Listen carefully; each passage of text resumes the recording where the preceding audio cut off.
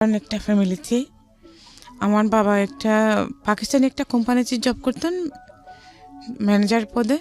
তখন খুব কম স্যালারি পেতেন, বাট ওঠা নিয়ে নাকি হয়ে যেত। আচ্ছা। তো আমরা ভাই বোন ছিলাম 6 জন, আমরা 2 ভাই 4 বোন। প্রথমে 2 বোন, তারপরে 1 ভাই, তারপরে আমি। তো আমার বয়স যখন 10 মাস তখন আনপ্রেজেন্টলি আমার ছোটো বোনটা দুনিয়াতে এসে যায়। আমার মা বুঝতে পারেনি যে উনি নেক্সট প্রেগনেন্ট হয়েছেন। যখন আমার ছোটো বোনটার জন্মের তৃতীয় দিন আমাকে আমার নানু বাড়িতে দিয়ে দেয়। তো আমি আমার নানু বাড়িতে বড় হয়েছি তখন থেকে। তো যতদিন আমার মামা, ছোট মামা, আমার মায়ের আবার 2 ভাই 2 বোন। জি। তো আমার ছোট মামা যতদিন বিয়ে করে নাই ততদিন আমি সবার আদরেই ছিলাম। মামার আদরে ছিলাম, নানা নানির আদরে ছিলাম। হ্যাঁ, আমার নানা নানির মৃত্যুর আগ পর্যন্ত আমি ওনাদের আদরেরই ছিলাম। তখন মামা যখন বিয়ে করছেন তখন আমার আদরটা ওখান থেকে কমে যায়। কিন্তু আমার মামা আমাকে স্কুলে ভর্তি করার নেই। আচ্ছা। আমার মামার একজন ফ্রেন্ড আসছিলেন, তো উনি দেখছে, তখন আমি আরবি পড়তেছিলাম আমার মামির কাছে। তো উনি দেখছেন আমি পড়ার মধ্যে খুব একটু ভালো, তখন উনি বললেন আমার মামাকে যে তুমি ওকে স্কুল কেন ভর্তি করাচ্ছ না? তো কিছু বলেন নাই। তখন উনি আমাকে বাজারে নিয়ে গিয়ে আমাকে 2টা বই কিনে দিলেন, বা একটা বাংলা বই আর একটা অঙ্ক বই ক্লাস 1-এর। আচ্ছা। তো ওগুলো আমি কিছুদিন বাসায় পড়েছি। বাসায় পড়ার পরে আমার আরেক মামাতো বোন, আরেক মামার মেয়ে, ওর স্কুলে পড়তো, ও তখন ক্লাস 4-এ পড়তো। ওর সাথে আমি স্কুলে যাওয়া শুরু করি, যদিও আমাকে স্কুলে ভর্তি করে দেয় নাই। আচ্ছা। তারপরে স্কুলে ভর্তি না করা অবস্থাতেই যখন ওখানে ফার্স্ট টার্ম পরীক্ষা যখন আসছে, তো আমি পরীক্ষা দিতে পারছি না। তো হেড স্যার যিনি ছিলেন উনি কিন্তু আমার নানার পরিচিত ছিলেন, তুই আমাকে চিনতেন পরিচয় দেওয়ার পরে। তো বলছে তুই স্কুলে ভর্তি হচ্ছিস না কেন? তো আমি বলছি স্যার আমাকে ভর্তি করাচ্ছেন, আমি কি করে হব? তখন উনি বলছেন আচ্ছা ঠিক আছে পরীক্ষা দেবো, ভর্তি না হলে তো পরীক্ষা দিতে পারবে না, তো ঠিক আছে আমি তোর নাম রেজিস্টার করে নিচ্ছি, পরীক্ষা দেয়। তো আমি ফার্স্ট টার্ম পরীক্ষা দিয়ে আমি সেকেন্ড হই। তারপরে যখন আমি সেকেন্ড হই তখন হেড স্যার আমাকে আর ভর্তি করে নিলেন, আর কোনো টাকা পয়সা লাগলো না। তখন ভর্তি করতে 5 টাকা লাগতো। আচ্ছা। ওই 5 টাকার কারণে আমি এতদিন ভর্তি হতে পারিনি। জি। তারপরে আমি বার্ষিক পরীক্ষায় সেকেন্ড হয়ে ক্লাস 2-তে উঠলাম। ক্লাস 2 থেকে আমি অলওয়েজ আমার রোল নাম্বার 1 ছিল।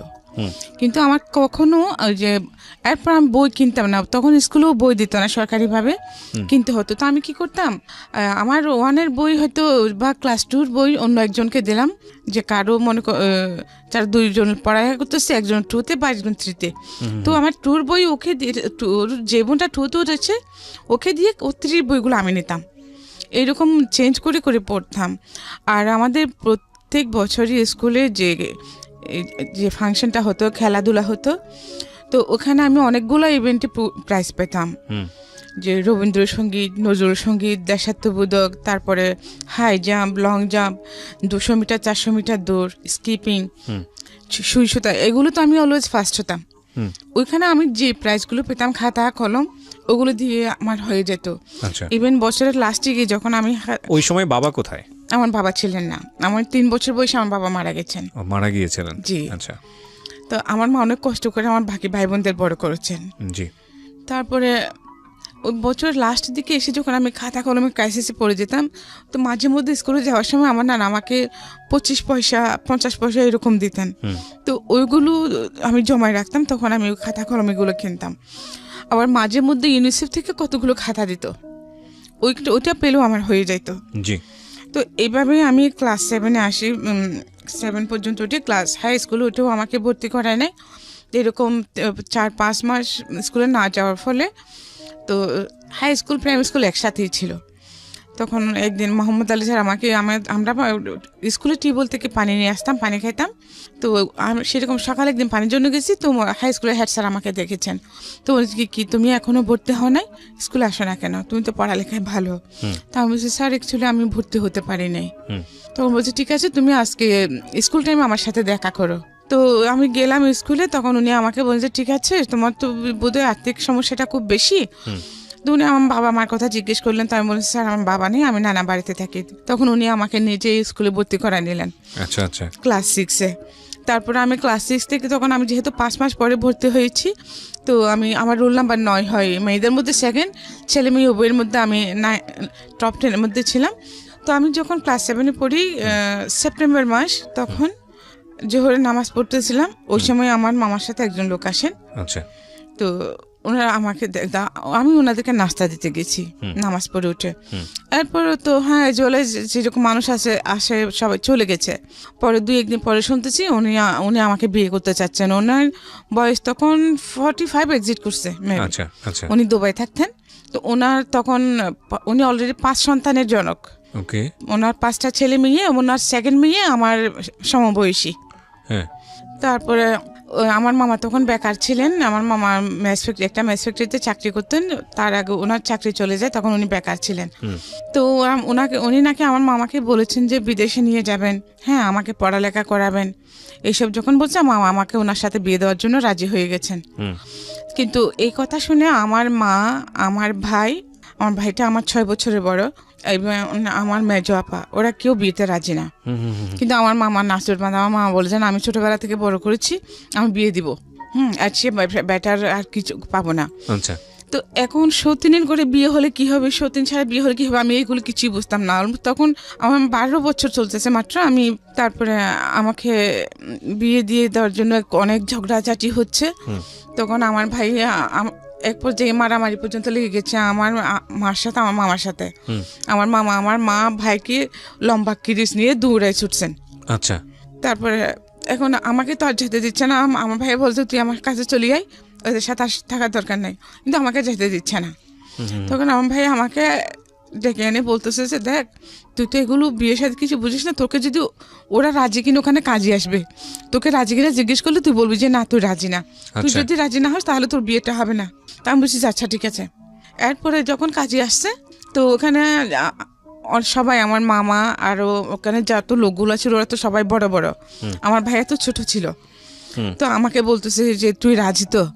আমি কিছু বলতেছি না, আমি বলছি যে না। হ্যাঁ, তখন ওরা বলছে যে হ্যাঁ রাজি, মাথা নাড়াই জোর করে আমাকে মাথা নাড়ে, কিন্তু কাজই শুনে নাই আমার কথাটা, বলছে যে রাজি, বাস বিয়ে হয়ে গেছে।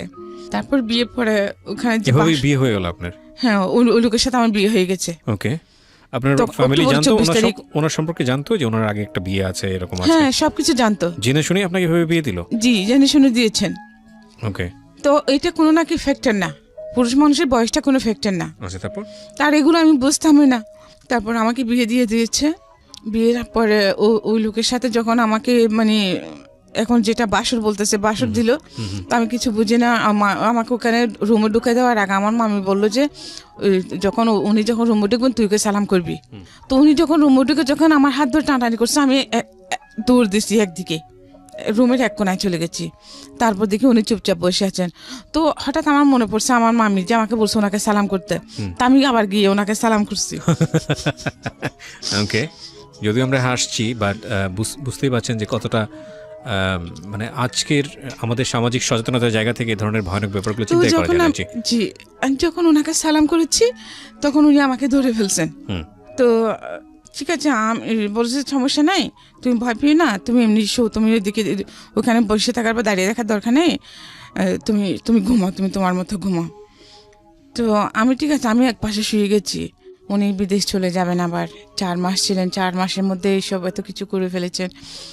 তো যখন চলে যাচ্ছেন তখন আমাকে ওনার সাথে করে ওনাদের বাড়িতে নিয়ে গেলেন। ওনাদের বাড়িতে নেন নাই, ওনার এক চাচার বাড়িতে নিয়েছিলেন। তো চাচা বাড়িতে নেওয়ার পরে ওখান থেকে তারপর দিন আবার ওনার মা এসে ওনাদের বাড়িতে নিয়ে গেছেন আমাকে। তারপরে উনি ওখানে আমাকে রেখেই দেন, উনি বাইরে চলে যান। তারপরে উনি চলে যাওয়ার পরে আমাকে আর আসতে দিয়েছিল মনে হয়। তারপরে যাই হোক, আমাকে ওখানে আমি বেশ কিছুদিন ছিলাম, থাকার পরে আবার আমার নানার বাড়িতে চলে আসি। তো আসার পরে আমি উঠান ঝাড়ু দিচ্ছিলাম প্রায় 3 মাস পরে।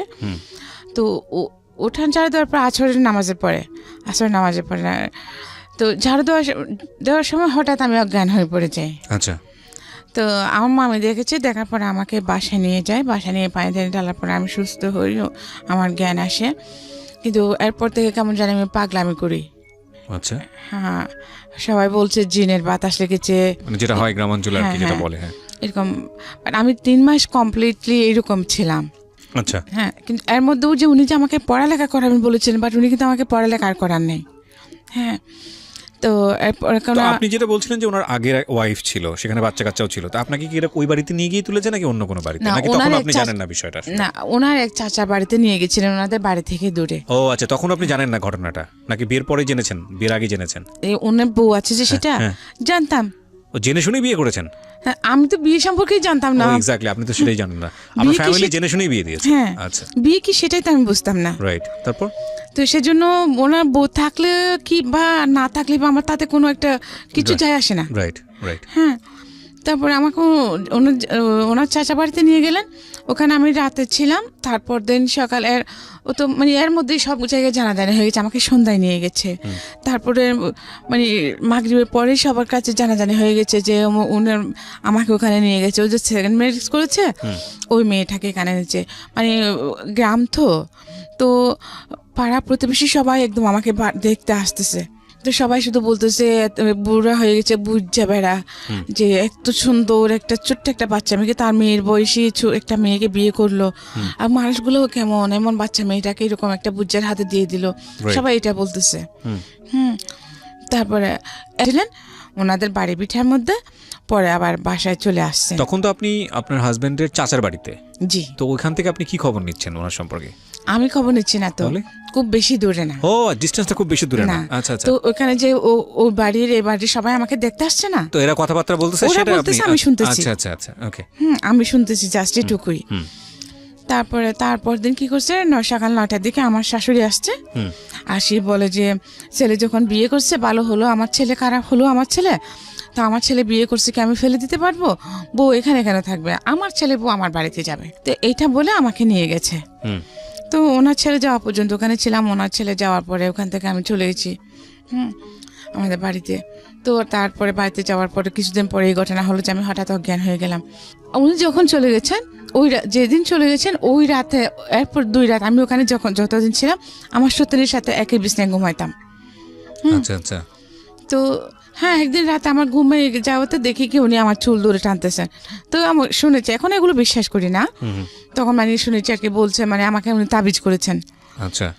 তো এটা উনি নিজের মুখে স্বীকার করেছিলেন, মানে চুল নিয়ে, আপনার চুল নিয়ে। আচ্ছা, আমাকে তাবিজ করেছেন, এটা শুনেছিলাম। তারপরে আমি তো 3 মাস টোটালি ডিসপ্লেস ছিলাম। আর পরে আমার শাশুড়ি এই ঘটনার পরে 3 মাস আপনার অবস্থা খারাপ ছিল? হ্যাঁ, ওখান থেকে যাওয়ার পরে, হ্যাঁ, আমাদের বাড়িতে যাওয়ার পরে। আচ্ছা আচ্ছা। তারপরে আবার কেমন করে জানি ওই ওজা টোজা এনে আমাকে ভালো করেছে, সুস্থ করেছে, ঠিক আছে। এরপরে এগুলো সে শুনছে, এই আমি চিঠি লিখে জানিয়েছি। হ্যাঁ, তো তারপরে আমি চলে আসছি, আমার তো এখানে ছিলাম। হঠাৎ এক রাতে দেখি কি উনি আসে আমাকে ডাকতেছেন 4 মাস পরে। মানে আপনার হাজবেন্ড? হ্যাঁ, উনি বিদেশ যাওয়ার 4 মাস পরে আবার ব্যাক করেছেন। কোন দেশে থাকতো জানি? কোন দেশে? সৌদিতে থাকতেন। সৌদি আরবে। আল-আকসা। আচ্ছা, আল-আকসাতে। হ্যাঁ। তারপরে যখন ডাকছে উঠি, দরজা খুলে দিচ্ছি। তারপরে বাড়ির সবাই উঠেছে। তো বলছে যে আমি মানে কালকে আসছি, কালকে চলে এসেছি। তো এরপরে উনি আপ ডাউন করতেন, 2 মাস ছিলেন। 2 মাস পরে যাওয়ার সময় আবার আমাকে ওনাদের বাড়িতে নিয়ে গেলেন। এর মধ্যে কিন্তু আমি ম্যাচিউর হয়ে যাই। তো উনি আমাকে ওনাদের বাড়িতে নিয়ে গেলেন। বাড়িতে নেওয়ার পরেও আমি কিছুদিন ছিলাম। কিছুদিন থাকার পর আমাকে তো উনি ওখানে রেখে চলে যান। পরে বুঝতে পারি যে মানে যে আমার প্রেগনেন্ট। আপনি কনসিভ করেছেন, এটা বুঝতে পারেন? কনসিভ করেছি। আচ্ছা, বয়স কত তখন আপনার? আমার 14 বছর বয়স। 14 বছর। 7 বছর বয়সে বিয়ে হওয়ার পরে আপনি 14 বছর বয়সে ওনার সঙ্গে 4 মাসের দেখা, আমি ঠিক বুঝতে পারছি না, মানে এত ছোট গ্যাপটা কিভাবে হয় আসলে? ওনার সাথে আমার বিয়ে হয় তখন আমার 12 বছর 2 মাস। আচ্ছা। হ্যাঁ, তো এরপর উনি অনেকদিন বাড়িতে ছিলেন। থাকার পরে যে ওই যে আমি হাসপাতাল নিল, থাকার পর উনি আবার দেশে বাইরে চলে গেলেন। আপনি বলছেন যে 7 বছর বয়সে আপনাকে দেখতে আসে, তাহলে ওটা কোনটা? আমি তো ক্লাস 7-এ, 7 বছর কি করে? ও আচ্ছা, right. I am extremely sorry, আপনি তখন ক্লাস 7-এ। আমার নিজেরই ভুল হয়েছে, ঠিক আছে, সমস্যা নেই। আমি ক্লাস 7-এ তখন। ঠিক আছে, একদম ইউ আর পারফেক্ট, রাইট। বলেন তারপর। আমি কিন্তু জানতাম না যে প্রেগনেন্ট হয়েছে এটা, কিন্তু আমার খুব বমি হচ্ছিল, মাথা ঘোরাচ্ছিল। তখন এই আমার চাচি শাশুড়ি বলতেছে আর কি, আমার চাচি শাশুড়ি, আমার বড় যা, ওরা বলতেছে যে ছেলে আসতেছে এগুলো বললো। তার মধ্যে আমার না খুব বেশি জ্বর হয় তখন, যে বমি, মাথা ঘোরানোর সাথে জ্বর হলো। 105 হয়ে যায় জ্বর। তো ওনাদের ওখানে এলাকায় একটা ইমরান ডাক্তার নামে একজন ডাক্তার ছিলেন, ওনাকে এনেছেন। উনি যে পেশেন্টকে দেখেন ওখানে ওনাকে গ্লুকোজ স্যালাইন দেবেন, ওই যে কি ওখানে কি একটা ইঞ্জেকশন দেন, ওটা দিলে মাথা ঘুরায়, ইঞ্জেকশন স্যালাইনটা দিলে ভালো সুস্থ রোগীও অসুস্থ হয়ে যায়, মাথা ঘুরায়। এই কি জানি একটা ইঞ্জেকশন দেন ওখানে। তারপর আর উনি সবাইকে দিতেন, কার্মিলা নামের একটা সিরাপ দিতেন। আচ্ছা, সবাইকে মোটামুটি? হ্যাঁ, সব পেশেন্টকেই। ওকে। তো আমাকেও দেখে আমাকে স্যালাইন দিলেন, ইঞ্জেকশন দিলেন, সিরাপগুলো দিচ্ছেন। তো উনি স্যালাইন যখন আমাকে পুশ করে চলে যাচ্ছেন, সবাইকে বলে গেছেন যে মানে স্যালাইনটা শেষ হলে তোমরা, এটা শেষ হতে হতে রাত 11টা বাজবে প্রায়, তোমরা কাল খুলে নিও, তা না হলে রক্ত উঠে যাবে। তো সবাই ওনাকে শিওর করলেন যে হ্যাঁ খুলে নিবে। আমার অনেক দেবর ছিল, হ্যাঁ অনেক দেবর বলতে কি আমার শ্বশুরের 2 বিয়ে করেছে, আবার আমার চাচা শ্বশুরও 2 বিয়ে করেছে। 2 বিয়ে করছে, যে এরকম আমার শ্বশুর যখন মারা যান তখন আমার শাশুড়িকে আবার ওনার দেবরে বিয়ে করে।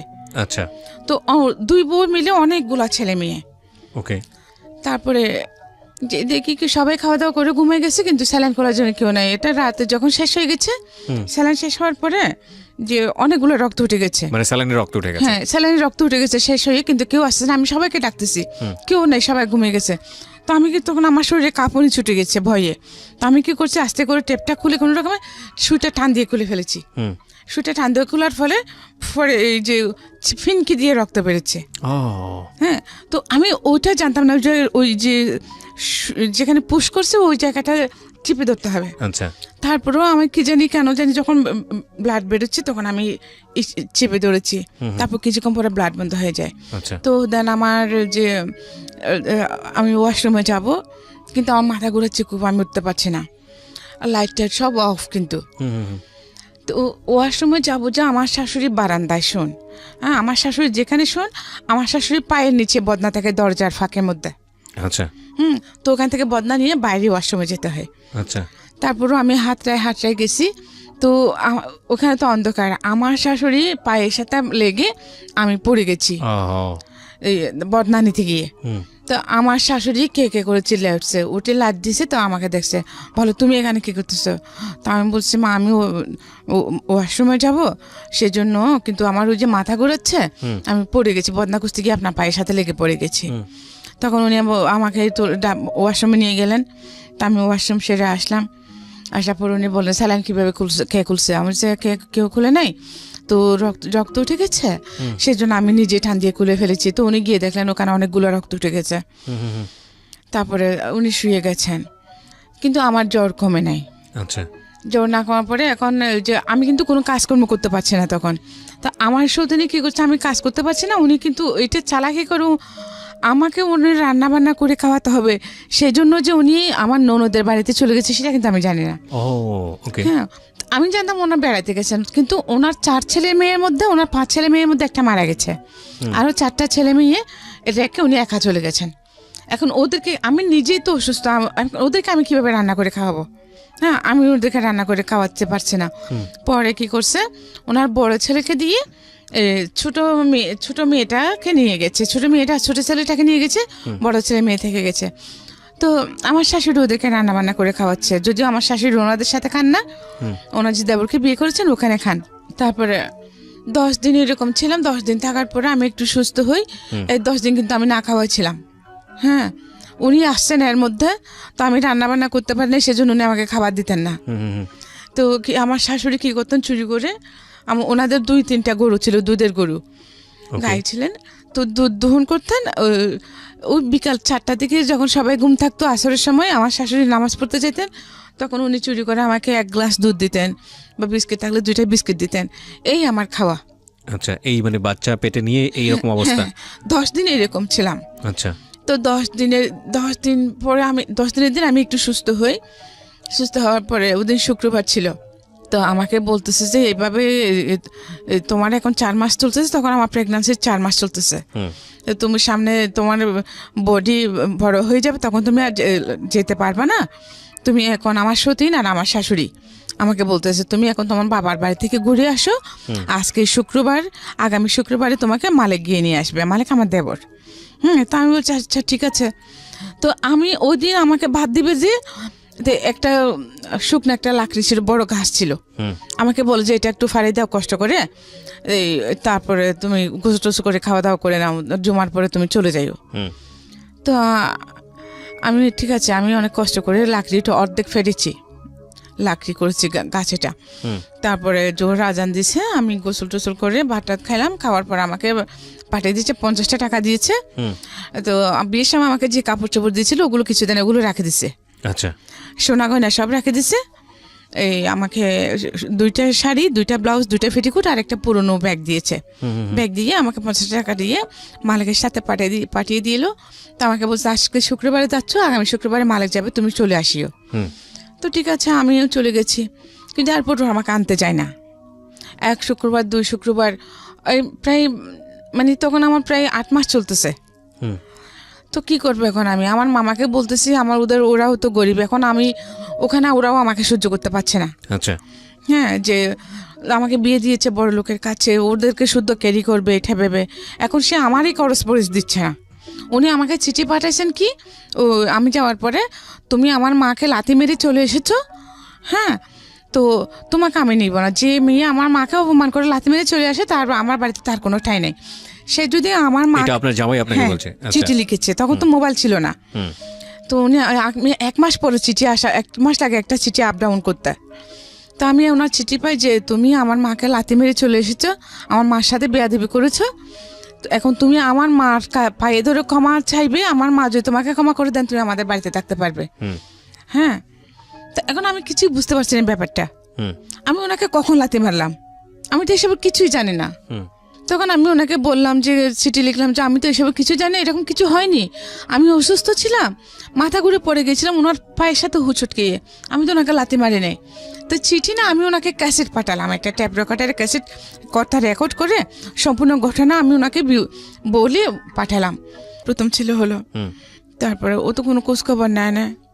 আল্লাহর রহমতে হয়ে গেছে, ছেলে বড় হচ্ছে আস্তে আস্তে।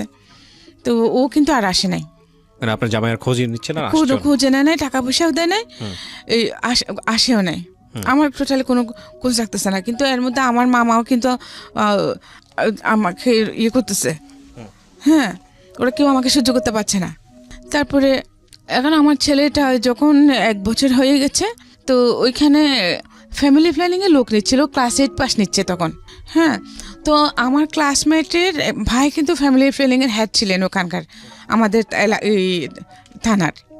হ্যাঁ, তো আমি ওনাকে গিয়ে ধরলাম, আমার মামাকে জিজ্ঞেস করছি আগে যে মামা তো ওখানে তো এরকম যে লোক নিচ্ছে, তো আমি তো করতে পারবো, নিম্ন মাধ্যমিক চেয়েছে, তো জাহিদ ভাই যেহেতু ওখানে আছে, আমি ওনার সাথে কথা বলি ওটা আমাকে নেবে কিনা, তো শুধু শুধু বসে থাকি কী করবো।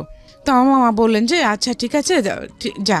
তো আমি জাহিদ ভাইকে বললাম যে ভাইয়া আপনি তো আমার সব কিছু জানেন, তো আমি তো পড়ালেখা করতে পারি নাই, তো আপনি আমার জন্য একটু প্লিজ ট্রাই করেন না আমাকে একটুখানি চাকরিতে দেওয়ার জন্য। তো উনি বললেন যে আচ্ছা ঠিক আছে আমি চেষ্টা করব, তো তুমি চকরি আসো, ওখানে হেড অফিসে যেতে হবে, ও আসো। তো আমার মামাকে বললাম, মামা বললেন যে আচ্ছা ঠিক আছে। তো আমি বোরকা টোরকা পরে গেলাম। তো এই ব্যাপারে কয়েকবার আপ ডাউন করছি। হ্যাঁ, আজকে না হয় কালকে হবে, কালকে না হয় পরশু হবে, তো ঘোরাচ্ছে, আমিও ঘুরতেছি। তো এর মধ্যে মানুষে নানা কথা বলছে কি দুবাইওয়ালার কাছে বিয়ে দিয়েছে, এখন জামাই বিদেশে গেছে, সেই জন্য ছোট মেয়ে। হ্যাঁ, মানে আমার ক্যারেক্টার নিয়ে কথা বলছে, কেমন করে থাকবে এগুলো বলতেছে। আচ্ছা আচ্ছা, বাট আমার মাইন্ডে কিন্তু এগুলো টোটালি ছিল না। উনিও তো আমার কাছে থাকলেই বা কি না থাকলেই বা কি, এটা আমার কোনো ফরক পড়তো না। আমি ওনাকে মানে লাভ কি জিনিস সেটাও আমি বুঝতাম না, সংসার কি জিনিস সেটাও আমি টোটালি বুঝতাম না। বদনাম করতেছে, আমাকে চলে যেতে বলছো না, আমি চলে যাবো, দ্যাটস ইট, আমার ধারণা এটুকুই। তারপরে ঠিক আছে, তখন আমার মামা আমাকে এগুলো নিয়ে টর্চার করতেছে। হ্যাঁ, যে মানুষে খারাপ বলতেছে। তাহলে যে মামা মানুষে খারাপ বলতেছে, মানুষে তো জানে না আমাদের ভিতরে কি হচ্ছে। মানুষে জানে যে আমাকে দুবাইওয়ালার কাছে বিয়ে দিয়েছেন, সে অনেক বড় লোক। হ্যাঁ, তো আমি যখন বাইরে যাচ্ছি সবাই তো মনে করবে এটাই, যা ক্যারেক্টারলেস এটাই তো মনে করবে। আর যেহেতু গ্রাম, মানুষের কাজে হচ্ছে বলা, ওরা যে এত দিনের পর যে না খেয়ে থাকছে, ওরা কেউ আমাদের কাছে একবেলা খাওয়া খেয়েছি কিনা জিজ্ঞেস করছে? করে নাই। তাহলে ওদের কথায় আমাদের কি এসে যায়? বললে আমাকে সমাজ নিয়ে থাকতে হবে, এই সমাজ নিয়ে আমাকে মরতে হবে। তাহলে আপনি সমাজ নিয়ে থাকবেন, সমাজ নিয়ে মরবেন। আপনি যদি মরে যান, যখন আপনার লাশে গন্ধ ছুটবে তখন ওরা এমনিতেই দাফন করবে, কারণ গন্ধ কেউ সহ্য করতে পারে না। সমাজ, যে সমাজ আমি খেয়েছি খাই নাই, আমার ভালো মন্দ কোচ করে নাই, আমাকে জোর করে বিয়ে দিচ্ছে, তখন কেউ বাধা দেয় নাই, এখন কেন আমি সেই সমাজের কথা শুনবো? আমি এই সমাজের কথা শুনবো না। তখন আমার মামা আমাকে বার করে, খুব মেরেছেন, মেরে আমাকে বার করে দিলেন, এই বাচ্চা সহ বার করে দিয়েছেন। এখন আমি আমার মার কাছেও যেতে পারছি না। বাচ্চার বয়স কত তখন? বাচ্চার বয়স তখন 1 বছর 10 মাস। তারপর এখন আমি আমার মার কাছেও যেতে পারছি না, কারণ উনি আমাকে ওদের বিরুদ্ধে গিয়ে আমাকে বিয়ে দিয়েছেন। ওখানে গেলে আমার ভাই আমাকে যেতে দিচ্ছে না। হ্যাঁ, তো আমি কোথায় যাবো? আমার মামা এখন ওদের টাকা পয়সা দিচ্ছেন না, আমার দোষ, এটাও আমার দোষ। আমি চাকরি করতে চাচ্ছি ওনাদেরকে একটু হেল্প করার জন্য। হ্যাঁ, নিজেও একটু ভালো থাকবো, না খেয়ে থাকতেছি দিনের পর দিন। এমন হয়েছে যে আমি লাকড়ি কাটতে গেছি, সারাদিন গাছ কেটে যে কয়মন হয়েছে টাকাগুলো দিয়ে সন্ধ্যায় এসে 8টায় না আমরা রুটি বানিয়ে খেয়েছি। তখন আমার মামার প্রেস্টিজে লাগে না সেটা। এখন আমি চাকরি করতে যাচ্ছি, সেটা প্রেস্টিজে লাগতেছে। আমাকে বার করে দিয়েছে। তো আমি কি করবো? আমার ভাইয়ের ওখানে যেতে পারছি না। আমি আমার বান্ধবীদের ঘরে ঘরে প্রায় 2 মাস এরকম ছিলাম। আজকে এর ঘরে তো কালকে এর ঘরে, এই বাচ্চা নিয়ে। তো শেষে ভেবে দেখলাম যে না, এইভাবে তো জীবন যাবে না। হ্যাঁ, আমি কি করব? বাচ্চা নিয়ে করতে যাবে, বাচ্চা নিয়ে আমি কোনো কাজও করতে পারবো না। তখন আমার হাতে একটা CK5 ঘড়ি ছিল, বিয়ের সময় দিয়েছিল। এই ঘড়িটা বিক্রি করে একটা রেড কাউ দুধের টিন নিয়েছি। তখন 65 টাকা ছিল রেড কাউ দুধের টিনটা নিয়ে একটা হিন্দুর ঘরে আমার মাকে ডেকে এনে আমার ছেলেটাকে দিয়ে দিলাম। দিয়ে বলছে, মা তুমি ওকে দেখো, আমি শহরে চলে যাই। হ্যাঁ, এখানে আর কী বা করবো? দেখি ওখানে গার্মেন্টসে বলো মানুষের চাকরি করে, গার্মেন্টসে চাকরি করবো। আমাদের এলাকার একটা ছেলে বলেছিল এটা। মা বলেছে ঠিক আছে। আমি আমাকে দিয়ে কান্না করে করে শহরে চলে আসুন এর সাথে, ওই ছেলেটার সঙ্গে। হ্যাঁ, পাড়া তো চাচাতো ভাই লাগে। আচ্ছা। তো উনি এনে আমাকে লালদিঘির পাড়ে হোটেল আলফা তাদের তুললেন। আচ্ছা। তো বলছে যে এখন তো সাদেখান আমার কোনো আত্মীয় স্বজনও নাই, তো তোকে নিয়ে আমি কোথায় থাকবো? ওই কক্সবাজার থেকে চিটাগাংয়ে আসলেন। হ্যাঁ, তো যে কদিন বাচ্চাটা আপনার মায়ের কাছে। হ্যাঁ, যে কদিন চাকরি না হয়, চাকরি তো আসার সাথে সাথে হয় না, খুঁজতে হবে। তো চাকরি যে কদিন না হয় আমরা এখানে থাকি। তো ঠিক আছে, থাকলাম। তো রাতে দেখি উনি আমাকে ফোর্স করছেন ওনার সাথে ফিজিক্যাল হওয়ার জন্য। হ্যাঁ, তা আমি বলছি যে না, আমি এরকম করবো না, আপনি যদি আমাকে জোর করেন আমি চিৎকার দেবো। হ্যাঁ, তো উনি কিছু করেন নাই। সকালে উঠে উনি নাস্তার জন্য যাচ্ছেন বলে আমাকে হোটেলে ফেলে উনি চলে গেছেন। চলে গেছে হোটেল 2 তলায়। তো এখন আমি কি করবো? আমার হাতে তো কোনো টাকা পয়সা নেই, আমি হোটেলে বেরিয়ে থেকে দেবো, কি করব? সকাল 8টার সময় উনি বেরিয়ে গেছেন, 10টা বাজলো, 12টা, 1টা, 3টা বেজে, 2টা বেজে গেছে, কোনো খবর নাই। তারপরে আমার প্রচণ্ড ওরকম ক্ষুধা লাগছে। তা আমি ওইটারকে ওখানে হোটেল বয় আছে না, ওদেরকে বললাম যে কি কোনো খাবার পাবো কিনা। বলে টাকা দিলে না নাস্তা এনে দিতে পারবো, কারণ আমার কাছে তো টাকা নেই। বলে আপনার ভাই ছিল না ওখানে, আপনার ভাই এটা কোথায় গেছে? আমি উনি সকালে গেছেন, যে আসেন নাই। আমি কিন্তু এই শহরের পরিবেশ, গ্রামের পরিবেশ, এত পলিটিক্স এগুলো কিছু জানি না, বুঝি না। হ্যাঁ, তখন আমি বেরিয়ে হাঁটতেছি রুম থেকে বেরিয়ে, তো ম্যানেজার ছিলেন, ম্যানেজার আমাকে ডাকলেন। হ্যাঁ, বলেছে কি আপনার কেউ না এখানে? আমি বলছি আমার ভাই ছিল, সকালে গেছে, উনি আর এখন আসেন নাই। বলে উনি আসবেন না? আমি বলছি জানি না। হ্যাঁ, বলে কেন, কি হয়েছে?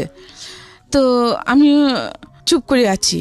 তো উনি কি ইমেজ করছেন আমি সেটা জানি না। তা আমাকে বললেন যে দেখেন, আমি আপনার বড় ভাইয়ের মতো, আপনি আমাকে নির্ভয়ে বলেন কি হয়েছে। তখন আমি ওনাকে বললাম যে এরকম ব্যাপার, যে আমি এই জন্য কারণে চিটং এসেছি। তো উনি আমার সাথে এরকম বিহেভ করতে চেয়েছেন, করতে পারেন। এখন সকাল উনি নাস্তার কথা বলে চলে গেছেন, এখনও আর আসেন নাই। তখন বলছে এটা তো মহাবিপদ, আপনি হোটেলে বিল কীভাবে দিবেন? হ্যাঁ, আর আপনি যাবেন এবার কোথায়? আমি জানি না, আমি এখানে কিছু চিনি না, আমি লাইফে ফার্স্ট এসেছি। তো তখন ওইখানে যে লালদিঘিতে একটা খেলা হচ্ছিল, যে পুকুরের মধ্যে লালদিঘিতে একটা লোক ডুব দিবে, ডুব দিয়ে উনি ওখানে পানির ভিতরে সব কিছু খাওয়া দাওয়া করবেন, মানে 22-20-23 ঘন্টা থাকতে পারেন, এইরকম। নামটা ভুলে গেছি, মনে আসছে না এখন। হ্যাঁ, তো ওই খেলাটা হচ্ছিল, ওখানে প্রচুর মানুষ। তো ওখানে আমরাও 3 তলায় উঠে বারান্দা থেকে এগুলো দেখতেছি। আমিও। ওখানে আরেকটা ফ্যামিলি ছিল, ওটা মানে লোহাগাড়া থেকে আসছে। তো ওনার হাজব্যান্ড ওয়াইফ, ওনার হাজব্যান্ডের কিডনির সমস্যা, ওর জন্য উনি ডাক্তার দেখাতে আসছেন। ওখান থেকে ওনাকে ঢাকা নিয়ে যাবেন পিজি হাসপাতালে। তো ওনার ছেলে মেয়ে আছে, তো কথাবার্তা একসাথে যখন আমরা বারান্দায় খেলা দেখতেছি, তো উনি আমাকে জিজ্ঞেস করছেন আমি কোত্থেকে আসছি না আসছি। তা আমি বললাম ওনাকে, হ্যাঁ উনি ছিলেন দাঁতের ডাক্তার। তখন উনি বললেন যে ওনাকে আমি বললাম সব কিছু। তখন উনি বললেন যে ঠিক আছে, আমি ঢাকা যাবো, যে আমাকে ওখানে লোক আপটা করার জন্য একটা মানুষ লাগবে, আমার কেউ নাই সেরকম, আমার ওয়াইফ বাচ্চা নিয়ে দেখতে পারবে না। আচ্ছা, হ্যাঁ, তো তুমি যদি আমার সাথে যাও, আমার মেয়ে হয়ে আমাদের বাড়িতে থাকো, তো আমার সাথে যাও, তাহলে তুমি আমি আমার মেয়ে হিসেবে রাখবো। তো এখন আমার চিন্তা করে দেখলাম আমার আর কোনো ওয়ে নাই। তো আমি বললাম যে আচ্ছা ঠিক আছে। আমি তখন একেবারে কচুরি ফানার মতো হয়ে গেছি। তো উনি ম্যানেজারের সাথে কথা বললেন যে মেয়ে যে টাকা পয়সা যেগুলো হয়েছে, উনি এরপর ওনার সাথে আমাকে খাওয়ালেন, ওনাদের সাথে খাওয়ালেন। উনি 3 দিন ছিলেন। 3 দিন পরে আমি ওনাদের সাথে ওনাদের বাড়িতে চলে গেলাম। বাড়িটা কোথায় ছিল? ওনাদের বাড়ি ছিল পদুয়া, লোহাগাড়া থানা। আচ্ছা আচ্ছা। তারপরে উনি কিন্তু এটা ওনার সেকেন্ড ওয়াইফ ছিল। ওনার আরেকটা ওয়াইফ আছে, ওটা কক্সবাজার থাকে। ওনার ওইকারও ছেলে 2টা আর মেয়ে আছে। ওনার ছেলে দুটোটাই দাঁতের ডাক্তার। হ্যাঁ, তো ওনার ছোটো ওয়াইফের কাছে আমাকে নিয়ে গেছেন। ছোটো ওয়াইফ, উনি মহিলাটা অসম্ভব রকম ভালো ছিলেন। আমাকে একদম ঠিকই ওনার নিজের মেয়ের মতো করছেন। পুরো সংসার দায়িত্ব আমাকে দিয়ে দিয়েছেন। আমি যেটা বলি সেটা সবকিছু আমার হাতে সঁপে দিয়েছেন। রান্না বান্না, ওনার ঘরে সব কিছু আমি সামলাচ্ছি সব, আমি ওরকম বড় মেয়ের মতো। জি। কিন্তু ওনার সন্তানের একটা মেয়ে ছিল সেখানে, ওনার সাথে রেহানা নাম। ও ক্লাস 9-এ পড়তো তখন। ওর এটা সহ্য হয় নাই। ওর এই অপরচুনিটিটা ওটা ওর সৎ মা হিসেবে থেকেছে ওনার সাথে সারা জীবন। সৎ মাকে সৎ ভেবেছে, আপন ভাবে কাছে আসে নাই। হ্যাঁ, তো আমি ওই জিনিসটা করে নিতে পেরেছি। তো এখন ওনার এটা সহ্য হচ্ছে না। তো ওনার একটা ঘড়ি হারিয়ে গেছে রেহানার। এখন উনি বলছেন ঘড়িটা আমি চুরি করেছি। আচ্ছা। তা আমি বলছি আমি নিই নাই। তো সন্ধ্যাবেলা যখন আব্বু আসলেন, ওনার বাবাকে আমি বাবা ডাকতাম। আপনি বাবা ডাকতেন? হ্যাঁ। আচ্ছা, যিনি আপনাকে নিয়ে গেল ডাক্তার, ওনাকে বাবা ডাকতেন? বাবা ডাকতাম, ওনার ওয়াইফকে মা ডাকতাম। আচ্ছা। ওনার ছেলে মেয়েরাও আমাকে বোনের মতো জানতো। আল্লাহ বেঁচে আছেন কিনা জানে না, মারা গিয়ে থাকলে আল্লাহ জান্নাত দান করুন। তারপর তো উনি বলেন যে আমাকে জিজ্ঞেস করছে তুই কে নিয়েছিস? আমি বলছি না বাবা আমি নিই নাই, আমি ঘুরে দিয়ে কী করবো? আপনি আমাকে আশ্রয় দিয়েছেন, এটাই আমার কাছে শুকর আলহামদুলিল্লাহ। আমাকে যে অপরচুনিটি আপনি দিয়েছেন, এটা আমার কল্পনাতীত। আমি ঘুরে দিয়ে কী করবো? ঘুরির দরকারই তো নাই। তো উনি সেটা বিশ্বাস করেছেন। উনি আমার ফেস দেখে বুঝতে পারছেন আমি সত্যি বলছি, কিন্তু ওনার মেয়ে বিশ্বাস করছে না। উনি আমাকে আমার পুরো বডিতে চেক করে দেখলেন, এখানে এখানে সবখানে হাত ঢোকা দিয়ে পাই নাই। তখন উনি আমাকে বাথরুমের ভিতরে নিয়ে গেলেন। উনি বলছেন যে আমি আমার গোপনাঙ্গের ভিতরে গড়িয়ে লুকা রাখছি। ওনার সৎ মেয়েটা? হ্যাঁ। সবখানে দেখার পরে আমি বলছি যে আমি খুব কান্না করতেছি, আমি তো কিছু বলার বাসা পাচ্ছি না। কলঙ্কিত হলাম, চুর হলাম, বাট চুরির জিনিসটা আমার কাছে পাইল না। আমাকে এমন এমন জায়গায় চেক আপ করলো। তখন তারপর দিন ওর বাবা আমাকে একটা চিঠি লিখে দিলেন। ওনার এক ভাইয়ের ছেলের সাথে আমাকে কক্সবাজার পাঠিয়ে দিচ্ছেন ওনার ছেলের কাছে, যে তুমি ওখানে থাকবে, তুই ওখানে থাকবি, ও তোকে ডাক্তারি শিখাবে, দাঁতের কাজকর্মগুলো শিখাবে, তুই লাইফে কিছু করতে পারবি, এখানে তুই থাকতে পারবি না। হ্যাঁ, তুই এখান থেকে চলে যা। আমি চেয়েছিলাম তোকে আমার মেয়ের মতো রাখতে। আমি যেহেতু অসুস্থ মানুষ, আমি হাসপাতাল যাব, যেতে হয়, তো সাথে কাউকে পাই না। তুই থাকলে আমার ভালো হতো, সেজন্য আমি একজন, কিন্তু ওরা সেটা হতে দিবে না। তখন আমি বললাম যে বাবা আপনি যে আমাকে ওখানে পাঠাবেন, তো এখানে ওনার মেয়ে যদি এরকম হয় তাহলে ওনার ছেলেগুলো তো সেরকমই হবে। হ্যাঁ, তো বলে যে না আমার বড় ছেলেটা খুব ভালো, তুই ওর কাছে ওগুলো তোকে রাখবে। তো ঠিক আছে, আমাকে পাঠাই দিলেন। গেলাম, আমরা সন্ধ্যা 7টার দিকে গিয়ে পৌঁছলাম। তো খাওয়া দাওয়া করলাম। তো ওনার বড় ছেলে আর আস্তে আস্তে রাত অনেক হয়েছে, তখন আমরা ঘুমাই গেছি। হ্যাঁ, তারপরে সকালে উনি উঠে যখন ঘুম থেকে উঠছেন আমাকে ডাকছেন, আমি গেছি। তো চিঠি দিয়েছি। চিঠিতে উনি কী লিখে দিয়েছে সেটা কিন্তু আমি জানি না, হয়তো ওই কথা লিখেছেন। তারপর উনি বলেন যে আচ্ছা ঠিক আছে, সমস্যা নাই, তুমি এখানে থাকো, আমি তোমাকে আমার চেম্বারে নিয়ে যাব, তুমি ওখানে ওগুলো শিখতে পারবা। তো ঠিক আছে, সকালে উনি আগে চলে গেছেন। তারপরে আমাকে মানে একটা লোক দিয়ে, ওনার ছোটো ভাই মনে হয় সেটা, আমাকে নিয়ে গেছেন। এরকম কয়েকদিন ছিলাম। এরপরে দেখি আরেকদিন আমি যখন ওনার চেম্বারে গেছি, ওখানে মানে কীভাবে দাঁত বানাবে এগুলো দেখতাম, গরম পানি দাও দিতাম, এটা করো ওইটা করো। উনি যখন চিকিৎসা করতেন তখন আমি ওনার সাথে থাকতাম, যে ওখানে যে যন্ত্রপাতিগুলো লাগতো ওগুলো ওনাকে দিতাম আর কি, এরকম করতাম। তারপরে দেখি হঠাৎ একদিন 11টার সময় ভাবি ওখানে উপস্থিত চেম্বারে। তো উনি বলছেন যে ওনার একটা মেয়ে ছিল তখন, উনি বলছেন যে কি আমিও আজকে থেকে এখানে চেম্বারে থাকবো। তো স্যার, আমি ওনাকে স্যার ডাকতাম আবার। তো স্যার বলেন যে কেন? বলে না, ও যখন এখানে থাকবে তোমার সাথে কাজ করবে, আমিও এখানে থাকবো, আমি বাসায় যাব না। তো উনি বুঝতে পারছেন কি উনি সেটা কেন বলেছেন। তো আমিও কিছুটা যে বুঝি না তা আমিও বুঝলাম। তো ঘুরে ফিরে ওই একটাই ঘটনা যে আমার সাদা চামড়াটাই সব দেখে আমার জন্য কালো হয়ে দাঁড়ায়। তো ওগুলো নিয়ে ওনাদের মধ্যে বোধহয় ঝগড়াঝাটি হয়েছে। উনিও একটা সময় গিয়ে 15-20 দিন পরে উনিও আমাকে বলেন যে বোন, আমারও তোকে রাখা আমার পক্ষে সম্ভব না, আমার সংসার ভেঙে যাবে, তুই অন্য কোথাও চলে যা। তো আমি বললাম যে আমি কোথায় যাব, আমার তো যাওয়ার কোনো ঠাঁই নেই। উনি আমাকে 500 টাকা দিলেন, বাড়িতেও ঠাঁই নেই, বাবার বাড়ি নেই, শ্বশুর বাড়ি নেই, নিজের থাকার কোনো ঠাঁই নেই। একটা ছেলে আছে, সেটা কোথায় সেটাও জানে না, মাকে দিয়ে আসছি। থাক, এইভাবে বেঁচে থেকে কী করবো? উনি আমাকে 500 টাকা দিলেন। 500 টাকা নিয়ে আমি যে একেবারে সাগরের পাড়ে চলে গেছি।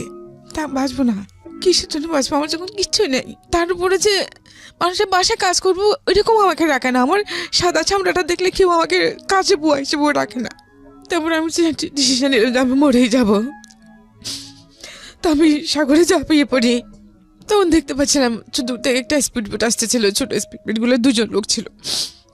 ওরা আমাকে তুলে নিয়েছে। লোকটা ছিল খ্রিস্টান, জন ব্যাপটিস্ট নাম। উনি মেরিন ইঞ্জিনিয়ার ছিলেন। পরে জেনেছি উনি আমাকে তুলে নিয়ে কক্সবাজার সদর হাসপাতালে নিয়ে গেছেন। 2 দিন ওখানে থাকার পরে সুস্থ হয়ে করে উনি আমাকে জিজ্ঞেস করলেন তুমি কেন সুইসাইড করতে চাইছো? আমি বলছি আমি বেঁচে থেকে বা কী করবো, আমার কি হয় দুনিয়াতে, যেখানেই যাই সেখানেই আমার জন্য বাধা, কিভাবে বাঁচবো আমি? তখন উনি বললেন যে তুমি কি আমার কথা শুনবা? যে কি শুনবো, সবাই তো আশ্বাস দেয় যে যেটা বলে সেটা করি, ফলাফল তো সে জিরোই, আর কি শুনবো? তা আপনিও হয়তো সেরকমই কিছু করবেন, ব্যতিক্রম কিছু তো হবে না। বলে যে না, সেরকম কিছু না। আমার 2টা বোন আছে। আমার একটা বোন সিটং সিটিতে থাকে জামাই নিয়ে, তার 2টা ছেলে আছে, সে গার্মেন্টসে চাকরি করে ফিরিপুটে। তুমি যদি আমার সাথে আমাদের বাড়িতে চলে যাও। আমার 2 বোন তখন ওনার কাছে গেছে, বল দৌড় আছিস কেন? আর ওখান থেকে একটা লোক ছিল, ওই লোকটাকে আমি স্যান্ডেল দেখাইছিলাম, কারণ আমি ওনাকে দেখে ভয় পেয়েছি সেজন্য। যাই হোক, উনি আমাকে কিছু করেন নাই। উনি অসম্ভব রকম সুন্দর ছিলেন, লোকটা অসম্ভব সুন্দর, কিছু করেন নাই। আমি চাকরি করতেছি, এর মধ্যে আমাকে যে এক লোক আমাকে তুলে নিয়ে আসে। কিভাবে ঘটনাটা? তখনও মানে ওই দিন আমাদের প্রোডাকশন ছিল না। হ্যাঁ, লাঞ্চ আওয়ারে ছুটি দিয়ে দেয়। লাঞ্চ আওয়ারে না, লাঞ্চের পরে 3টার দিকে ছুটি দিয়ে দেয়। তো আমরা চলে আসতেছি, হঠাৎ একটা মাইক্রো নিয়ে আসি, ওই লোকগুলো আমাকে তুলে নিয়ে যায়। তুলে নিয়ে যাওয়ার পরে জানতে পারি যে ওনার আমি মানে আমার পরে যে আমার বিয়েটা হলো আর কি, ওনার নাম। তো উনি ওখানে তো ওনার ফ্রেন্ড, ওরা ছিল এমএস কলেজ আর চিটং কলেজের ছাত্র, স্টুডেন্ট। ওরা নিয়ে আমাকে ওনার এক ভাবির আগ্রাবাদে এক ভাবির বাড়িতে নিয়ে গেলেন। ওনাকে ওখানে রাখলেন আমাকে। ওখানে রাখার পরে তারপর দিন আমাকে উনি ওনার ফ্রেন্ডের বাড়িতে নিয়ে গেলেন, রাউজান। এই যে লোকটা তুলে নিয়ে গেল, তাকে কি আপনি চিনতেন? না, চিনতাম না। তো আপনি কিছু উনি আমাকে চিনতেন। তো কিছু বলছেন না ওনাকে যে আপনি আমাকে এখানে তুলে নিয়ে আসলেন? বলছি না। তখন কি বলে ও? হ্যাঁ, উনি বলছেন যে তুমি অমুকে স্যান্ডেল দেখাইছিলাম। হ্যাঁ, দেখাইছিলাম। তো মা বোন সবার আছে না, আপনাদের জন্য আমরা যারা গার্মেন্টসের মেয়ে, মানে কি খারাপ? গার্মেন্টস মেয়েরা সবাই যদি খারাপ হতো, এখানে তো আপনার মাও তো খারাপ তাহলে। মানে আমাকে ওইরকম করে কথা বলছিলাম। আপনারা মানুষের শুধু বাহ্যিক রূপটা দেখে বিচার করেন, মানে ভিতরটা ভাবার চেষ্টা করেন না। একটা মেয়েকে দেখলাম, ভালো লাগলো, তাকে যেভাবে হোক আমার পেতেই হবে। কেন? সেটা যদি আপনার বোন, ওটাকে আপনার বোনের চোখে দেখতে পারেন না? তা আমার আপনি জানেন আমার জীবনে কত কষ্ট আছে, কত যন্ত্রণা আছে। হ্যাঁ, আমি এত ছোট্ট বয়স, আমার একটা বাচ্চা আছে। আমি সারাদিন কাজ করি, ভালো থাকি, সারা রাত আমি ঘুমাতে পারি না, আমি বাচ্চার জন্য কান্না করি। হ্যাঁ, তা আপনি কী করে কোনো কিছু না জানে কীভাবে একটা মেয়েকে অন্যরকম একটা এরকম কমন পাস করতে পারেন? আপনার বোনকে কেউ করলে তখন আপনার কেমন লাগবে? তখন ওর মধ্যে কী হয়েছে, তোমার বাচ্চা আছে মানে কি পিচ্ছি মেয়ে, তোমার কি বাচ্চা? হ্যাঁ, তখন আমি ওনাকে সব ঘটনা বলছি। ঘটনা বলার পর উনি আমার কোনো কথা বলছি, ঠিক আছে আমি এটাকে আমি বিয়ে করবো। হ্যাঁ, তো বিয়ে করবেন উনি আমাকে 1 মাস ওখানে রাখলেন, হলদিয়া গ্রামে রাখলেন ওনার ফ্রেন্ডের পাশে।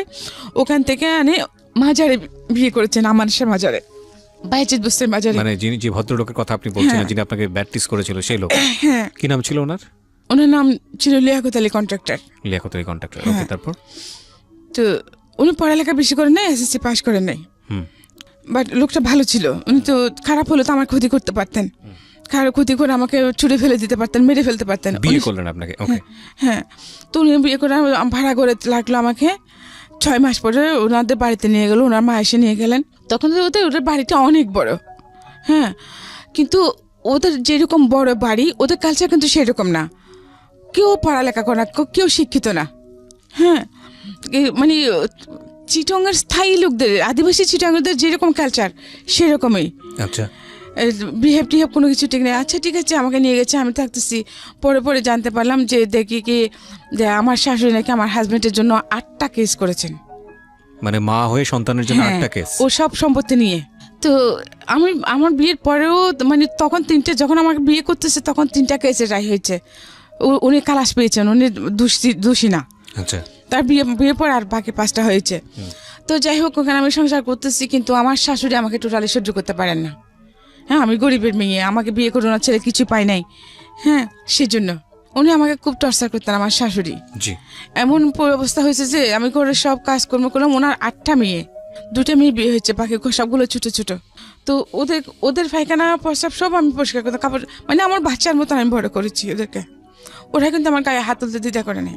তো পরবর্তীতে দেখি কি এই অবস্থার মধ্যেই আমার ছেলেটা হলো, সেকেন্ড ছেলে, ওখানে বড় 93 নম্বরের 26 তারিখ আমার ছেলে হলো। ভালো ছিলাম, ছেলে 2 বয়স, যখন 2 বছর তখন উনি আরেকটা বিয়ে করলেন। মানে আপনি ওনার ফার্স্ট ওয়াইফ ছিলেন? জি। আচ্ছা, বিয়ে করছেন যে মানে এটা ওনার বড়ুয়া ছিল, ওনার ওই মহিলারও আগে বিয়ে হয়েছিল, আগে করে ওনার ছেলে আছে। তো উনি পড়ালেখা জানতেন না, এখানে মানে সবাই বলতে শুনেছি মহিলাটা ভালো ছিলেন না। তো ওই রকমের মধ্যে উনিও মানে ওনার কয়েকজন ফ্রেন্ড নিয়ে মেয়েটাকে এনেছে, তারপরে ওনার ভালো লেগে গেছে, ওনাকে বিয়ে না করে ওভাবে রেখে দিয়েছে। মানে আলটিমেটলি আপনার মতোই কিছুটা কেস? হ্যাঁ, তো ওনাকে বিয়ে না করে মানে ওখানে আরেক জায়গায় ভাড়া করে নিয়ে রেখে দিয়েছে, ওখানে ওনার একটা ছেলে হয়। তো সে 2 বছর এখানে ওইরকম রাখার পরে ওনার মানে একেবারেই উনি ফকির হয়ে যান, কোনো কাজকর্ম করেন নাই, জমানো যা ছিল সব খেয়েছে সব। তারপরে বলতেছে মানে এখন আমি কি করবো? তো আমি বলছি ঠিক আছে, ভালো হোক বা খারাপ হোক, তুমি তো আমার সব কিছু। তো আমি সেলাই কাজ করতাম, তখন আমার একটা সেলাই মেশিন ছিল, ওটা বিক্রি করে ওদের ওখানকার বাসা ভাড়াটা দিয়ে বাড়িতে চলে আসে। তারপরে আমার নতুন অধ্যায় শুরু হলো আমার লাইফে। আমি ভাবছিলাম কি, তা আমি ওর সাথে সতীনের মতো থাকবো না, আমি মানে বান্ধবীর মতো থাকবো, বোনের মতো থাকবো। তা আমি সারাদিন কাজকর্ম সব করতাম, ও কোনো কাজ করতো না। ও সন্ধ্যাবেলা ওই আমার স্বামী আসলে যে ও কিন্তু প্রচুর ড্রিঙ্ক করতো। মানে আপনার হাজবেন্ড ড্রিঙ্ক করতো? প্রচুর ড্রিঙ্ক করতেন। তো ওকে বলতেন, আমি ওকে গালি দিয়েছি, এই করেছে সেই করেছে, পরে আসে উনি আমাকে মারতেন। তারপরে এইভাবে এক সময় যে আমার বড় মেয়েটা পেটে আসলো, তারপরে বড় মেয়ে হওয়ার পরে যে উনি কমপ্লিটলি আমার সাথে সব সম্পর্ক ছিন্ন করে ফেললেন। আমরা একই ঘরে থাকি, কিন্তু কেউ কারোর দিকে তাকায় না, উনি আমাকে দেখলে চোখ নিচু করে ফেলেন, আমার সাথে কোনো সম্পর্ক নেই। এইভাবে তাকার পর আমার মেয়ের বয়স যখন 2 বছর হলো, 2 বছর পড়ছে, তখন আমার সতীন কী করছে, একদিন আমার সতীনের ফুফু মা আবার ওনার 2 ভাই এখানে ওই বাড়িতে থাকতেন আমাদের সাথে, ওরা সবাই মিলে আমাকে সকাল 10টায় বের করে দিয়েছে। আমার ছেলে মেয়ে 2টা নিয়ে, 2টা শাড়ি, একটা টাওয়েল, আমার একটা মশারি, আর আমার ছেলের মেয়ের কয়েকটা কাপড় নিয়ে একটা কালো ব্যাগের মধ্যে দিয়ে 150 টাকা দিয়ে আমাকে বার করে দিচ্ছে। আমার হাজবেন্ড এখন বসা ছিল সকাল 10টায়। তো বলতেছে, তো আমি যখন ওকে বলছি, ও বলছে যে চলে যাক, বার করে দে, আমার আধা কেজি চাল বাঁচবে। ঠিক আছে, চলে গেছি, কোথায় যাবো সেটা জানি না। তারপরে আমার সতীনের ভাই আমাকে একটা সিএনজি এনে তো গাড়িতে তুলে দিল, আমি বহদ্দার হাট চলে গেলাম। যাওয়ার সময় গাড়ি থেকে দেখে কি, ও তখন আমার হাজবেন্ড তখন বাইরের দোকানে পান নিচ্ছে। তো বহদ্দার হাট গিয়ে আমাকে একটা গাড়িতে, একটা যে কক্সবাজার গাড়িতে তুলে দিল, কিন্তু কোনো গাড়ি ভাড়াটা দেয় নাই।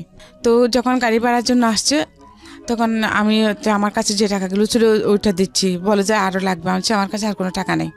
সুপারভাইজারকে যখন এটা বলছি, তখন উনি বলছে যে আপনি যাবেন কোথায়, আপনার বাড়ি কোথায়? তখন আমি বাড়ির কথা বললাম, বাড়ির ঠিকানা বললাম, যে আপনি তো আমাদের এলাকার মেয়ে, ঠিক আছে আপনার বাড়ি। এর আগে কি আপনি আর বাড়ি যাননি, এই যে বাড়ি না, থেকে বের এত বছরের মধ্যে 8 বছর হয়ে গেছে এর মধ্যে। এই 8 বছর পরে বাড়ি যাচ্ছে? হ্যাঁ, 8 বছরের মধ্যে আমাকে বাড়িতে যেতে দেয় নাই। মানে আপনার ছেলেটা তখন আপনার মায়ের কাছে কি অবস্থায় আছে আপনি জানেন না? জানে কোনো খোঁজ খবর কোনো টোটালি খোঁজ জানে খবর না। নাই, বড় ছেলেটা। আর তখন আপনার এই ঘরে হচ্ছে কয় ছেলে মেয়ে? 2টা ছেলে মেয়ে। 2টা ছেলে মেয়ে। তখন আপনি নিজের সাথে, আপনার সাথে কি একটা মেয়ে শুধু? হ্যাঁ, না আমার ছেলে আবার মেয়ে দুটোটাকে আমাকে দিয়ে দিছে। দুজনকে আপনাকে দিয়ে দিয়ে দিয়েছে? দিছে। আমার মেয়ের বয়স তখন 2 বছরে পড়ছে আর কি। ছেলের বয়স 5 বছর, ছেলে 6 বছর, মেয়ে 2 বছর। আচ্ছা, তারপর এখন আমি চিন্তা করতেছি এত বছর পরে আমি যে বাড়িতে যাব, কিন্তু কে আছে না কেউ জানে না, কিছু জানে না। তখন তো আমাকে বের করে দিয়েছিল, এখন আমাকে কিভাবে অ্যাকসেপ্ট করবে? হ্যাঁ, তো এটা চিন্তা করতে করতে কী করছি, আমি আমার মায়ের নানার বাড়িতে চলে গেছি। আমার মায়ের নানা বাড়িতে যাওয়ার পরে ওখানে সব বললাম যে আমি পরিচয় দেওয়ার পরে আমাকে চিনেছে আমার মামারা, মানে আমার আম্মুর মামাতো ভাইয়ের বউ। তো আমি ওখানে থাকলাম। তো ওরা বলতেছে তুই কোথায় গেছিস, কোথায় হারিয়ে গেছিস, যে সবাই তোকে সব দিকে খুঁজছে, তোর মা তো পাগলের মতো হয়ে গেছে। হ্যাঁ, তোকে খুঁজতে খুঁজতে এমন কোনো জায়গা না তোর জন্য হাজিরা দেখে না যে কী অবস্থায় আছে। কিন্তু এর মধ্যে গিয়ে খবর পাই কি আমার নানা মারা গেছেন, আমার নানি মারা গেছেন, যারা আমাকে মা বাবার মতো বড় করেছেন। আমার মামা দুটোও মারা গেছেন, আমার মামাতো ভাই মারা গেছেন, আমার চাচা ছিলেন উনি মারা গেছেন, আমার 2টা ফুফু ছিল, 2 ফুফুই মারা গেছেন এই 8 বছরের মধ্যে। শুধু আমার মা ছিল। সবকিছু বলার পরে আমার ওই মামি কি করছে, আমার মামাতো ভাই থেকে আমাদের বাড়িতে পাঠিয়েছে। যে দেশের পরিস্থিতি কীরকম এখন সেটা তো জানি না। তারপরে ওনার ছেলেকে পাঠালেন যে আমার মাকে যেন চুপি চুপি বলে আমি আসছি। তারপরে খবর বিকেলে আমার মা ওর সাথে চলে আসে, আমার মামাতো ভাইটার সাথে চলে এসেছে, যে সাথে আমার ছেলেও ছিল। এই ফার্স্ট 8 বছর পর আমি আমার ছেলেকে দেখলাম। মানে তখনকার যে ফিলিংসটা, সমস্ত কষ্ট আমি ভুলে গেছি। আমার কোনো কষ্ট ছিল না তখন, যখন আমি আমার ছেলেটাকে দেখছি। আমি গিয়ে আমার ছেলেকে জড়াই ধরে, বড় হয়েছে মাশাআল্লাহ, স্বাস্থ্য ভালো, মোটামুটি ভালোই আছে। 8 বছর পরে মাকে দেখলাম, ছেলেকে দেখলাম। ওই দিন আমার মা ওখানে ছিল। তারপর দিন আমার মা আমার ছেলেকে নিয়ে চলে এসেছিল, আসতে চাচ্ছিল না। তো আম্মু বলে যে চলে যাই, হ্যাঁ আগে ওদিকে দেখি পরিস্থিতি কীরকম, কী করি, তারপরে তো মাকে নিয়ে আসবো। হ্যাঁ ঠিক আছে, চলে গেছে। তো আমাকে বলেছে মা যদি আমাকে ওখানে নিতে না পারো, হ্যাঁ তাহলে আমি কি করব? তো আমার মামা বলে যে চিন্তা করিস না। তারপর সাথে আমাকে আরও একজন মহিলা দিলেন সিনিয়র। তো ওনার সাথে সাথে আমি ফিল্ডে যেতাম কাজ করার জন্য। তো এরকম করতে করতে আমি কয়েকটা পলিসি করি, কয়েকটি বিমা করি, কয়েকজন মানুষকে বিমা করাই। তো করানোর পরে ওখানে থেকে আমি কিছু টাকা পয়সা পাই। টাকা পয়সা পাওয়ার পরে কয়েকটা বিমা করে না, 1 লাখ টাকা বিমা করালে আমি ওখানে 7-8 হাজার টাকা পাইতাম। তো আমি একসাথে কয়েকটা যখন বিমা করে আমি বেশ কিছু টাকা পাই। তো ওই টাকাগুলো দিয়ে আমি কি করলাম, আমার মাকে একটা 2 রুম করে একটা টিনের ঘর করে দিলাম। আচ্ছা, টিনের ঘর করে দিলাম। ঘর করে তারপর আমার মাকে নিয়ে আমি এখানে থাকতেছি। থাকার পরে কিন্তু এখানে যে আমি একটু এমনিতে তো খুব সুন্দরী ছিলাম, তারপরে একটু যে স্টাইলিশ চলাফেরা করতাম। তো এটা কিন্তু তখনও পর্যন্ত আমাদের সমাজ অ্যাকসেপ্ট করতেছে না। এমনি সবাই যে আমাদের এলাকার ওইখানে কিন্তু ম্যাক্সিমাম মানুষ শিক্ষিত, পড়ালেখা করে, সবাই খুবই কিন্তু মোটামুটি যে স্টাইলিশ চলাফেরা করে। বাট আমারটা অ্যাকসেপ্টে বললাম, যেহেতু আমি গরিবের মেয়ে। তারপরে ওখানে সবাই বলতেছে যে আমার মামাতো ভাইরা, আমার ভাইরা, চাচাতো ভাইরা, যে তুমি এখানে আসলে থাকতে পারবে না, তুমি একটা কাজ করো, তুমি সিটিতেই চলে যাও। তো পরে ভাবলাম যে আচ্ছা ঠিক আছে। তখন আমি কি করলাম যে আমার মাকে তো ঘর একটা করে দিয়েছি। তো আমি কিছু টাকা পয়সা জমিয়ে ওগুলো নিয়ে তা আমি সিটিতে চলে আসি। আসলে আমি সিটিতে আসার পিছনে আরেকটা কারণ ছিল, আমি সিটিতে আসতাম না। হ্যাঁ, সবচেয়ে বড় কারণ যেটা ছিল সেটা হচ্ছে কি, আমি এরকম এই যে ইন্স্যুরেন্সের কাজ করি, একটা পলিসি আনতে গিয়ে এক জায়গায় একটা রাতে মানে আমাদের ব্রাঞ্চ ম্যানেজারের সাথে গিয়েছিলাম। তো ওখানে যে জায়গায় আমাকে নিয়ে গিয়েছিল, এখানে আমাদের 2জন ব্রাঞ্চ ম্যানেজার ছিলেন। হ্যাঁ, তো সাথে আমিও ছিলাম, আমাকে নিয়ে গেছিলো, পলিসিটা আমারই ছিল। তো ওই রাতে আমি ওখানে রেফট হই। কি বলেন? হ্যাঁ, ওদের এলাকাটা ওদেরই ছিল। তো যে কারণে আমি এটা আমাদের এখানে প্রেসিডেন্টকে বিচার দিয়েছি, কিন্তু কিছুই হয় নাই। আচ্ছা, কোনো হ্যাঁ, কেস কাছারি করেননি, মামলা করেননি? না।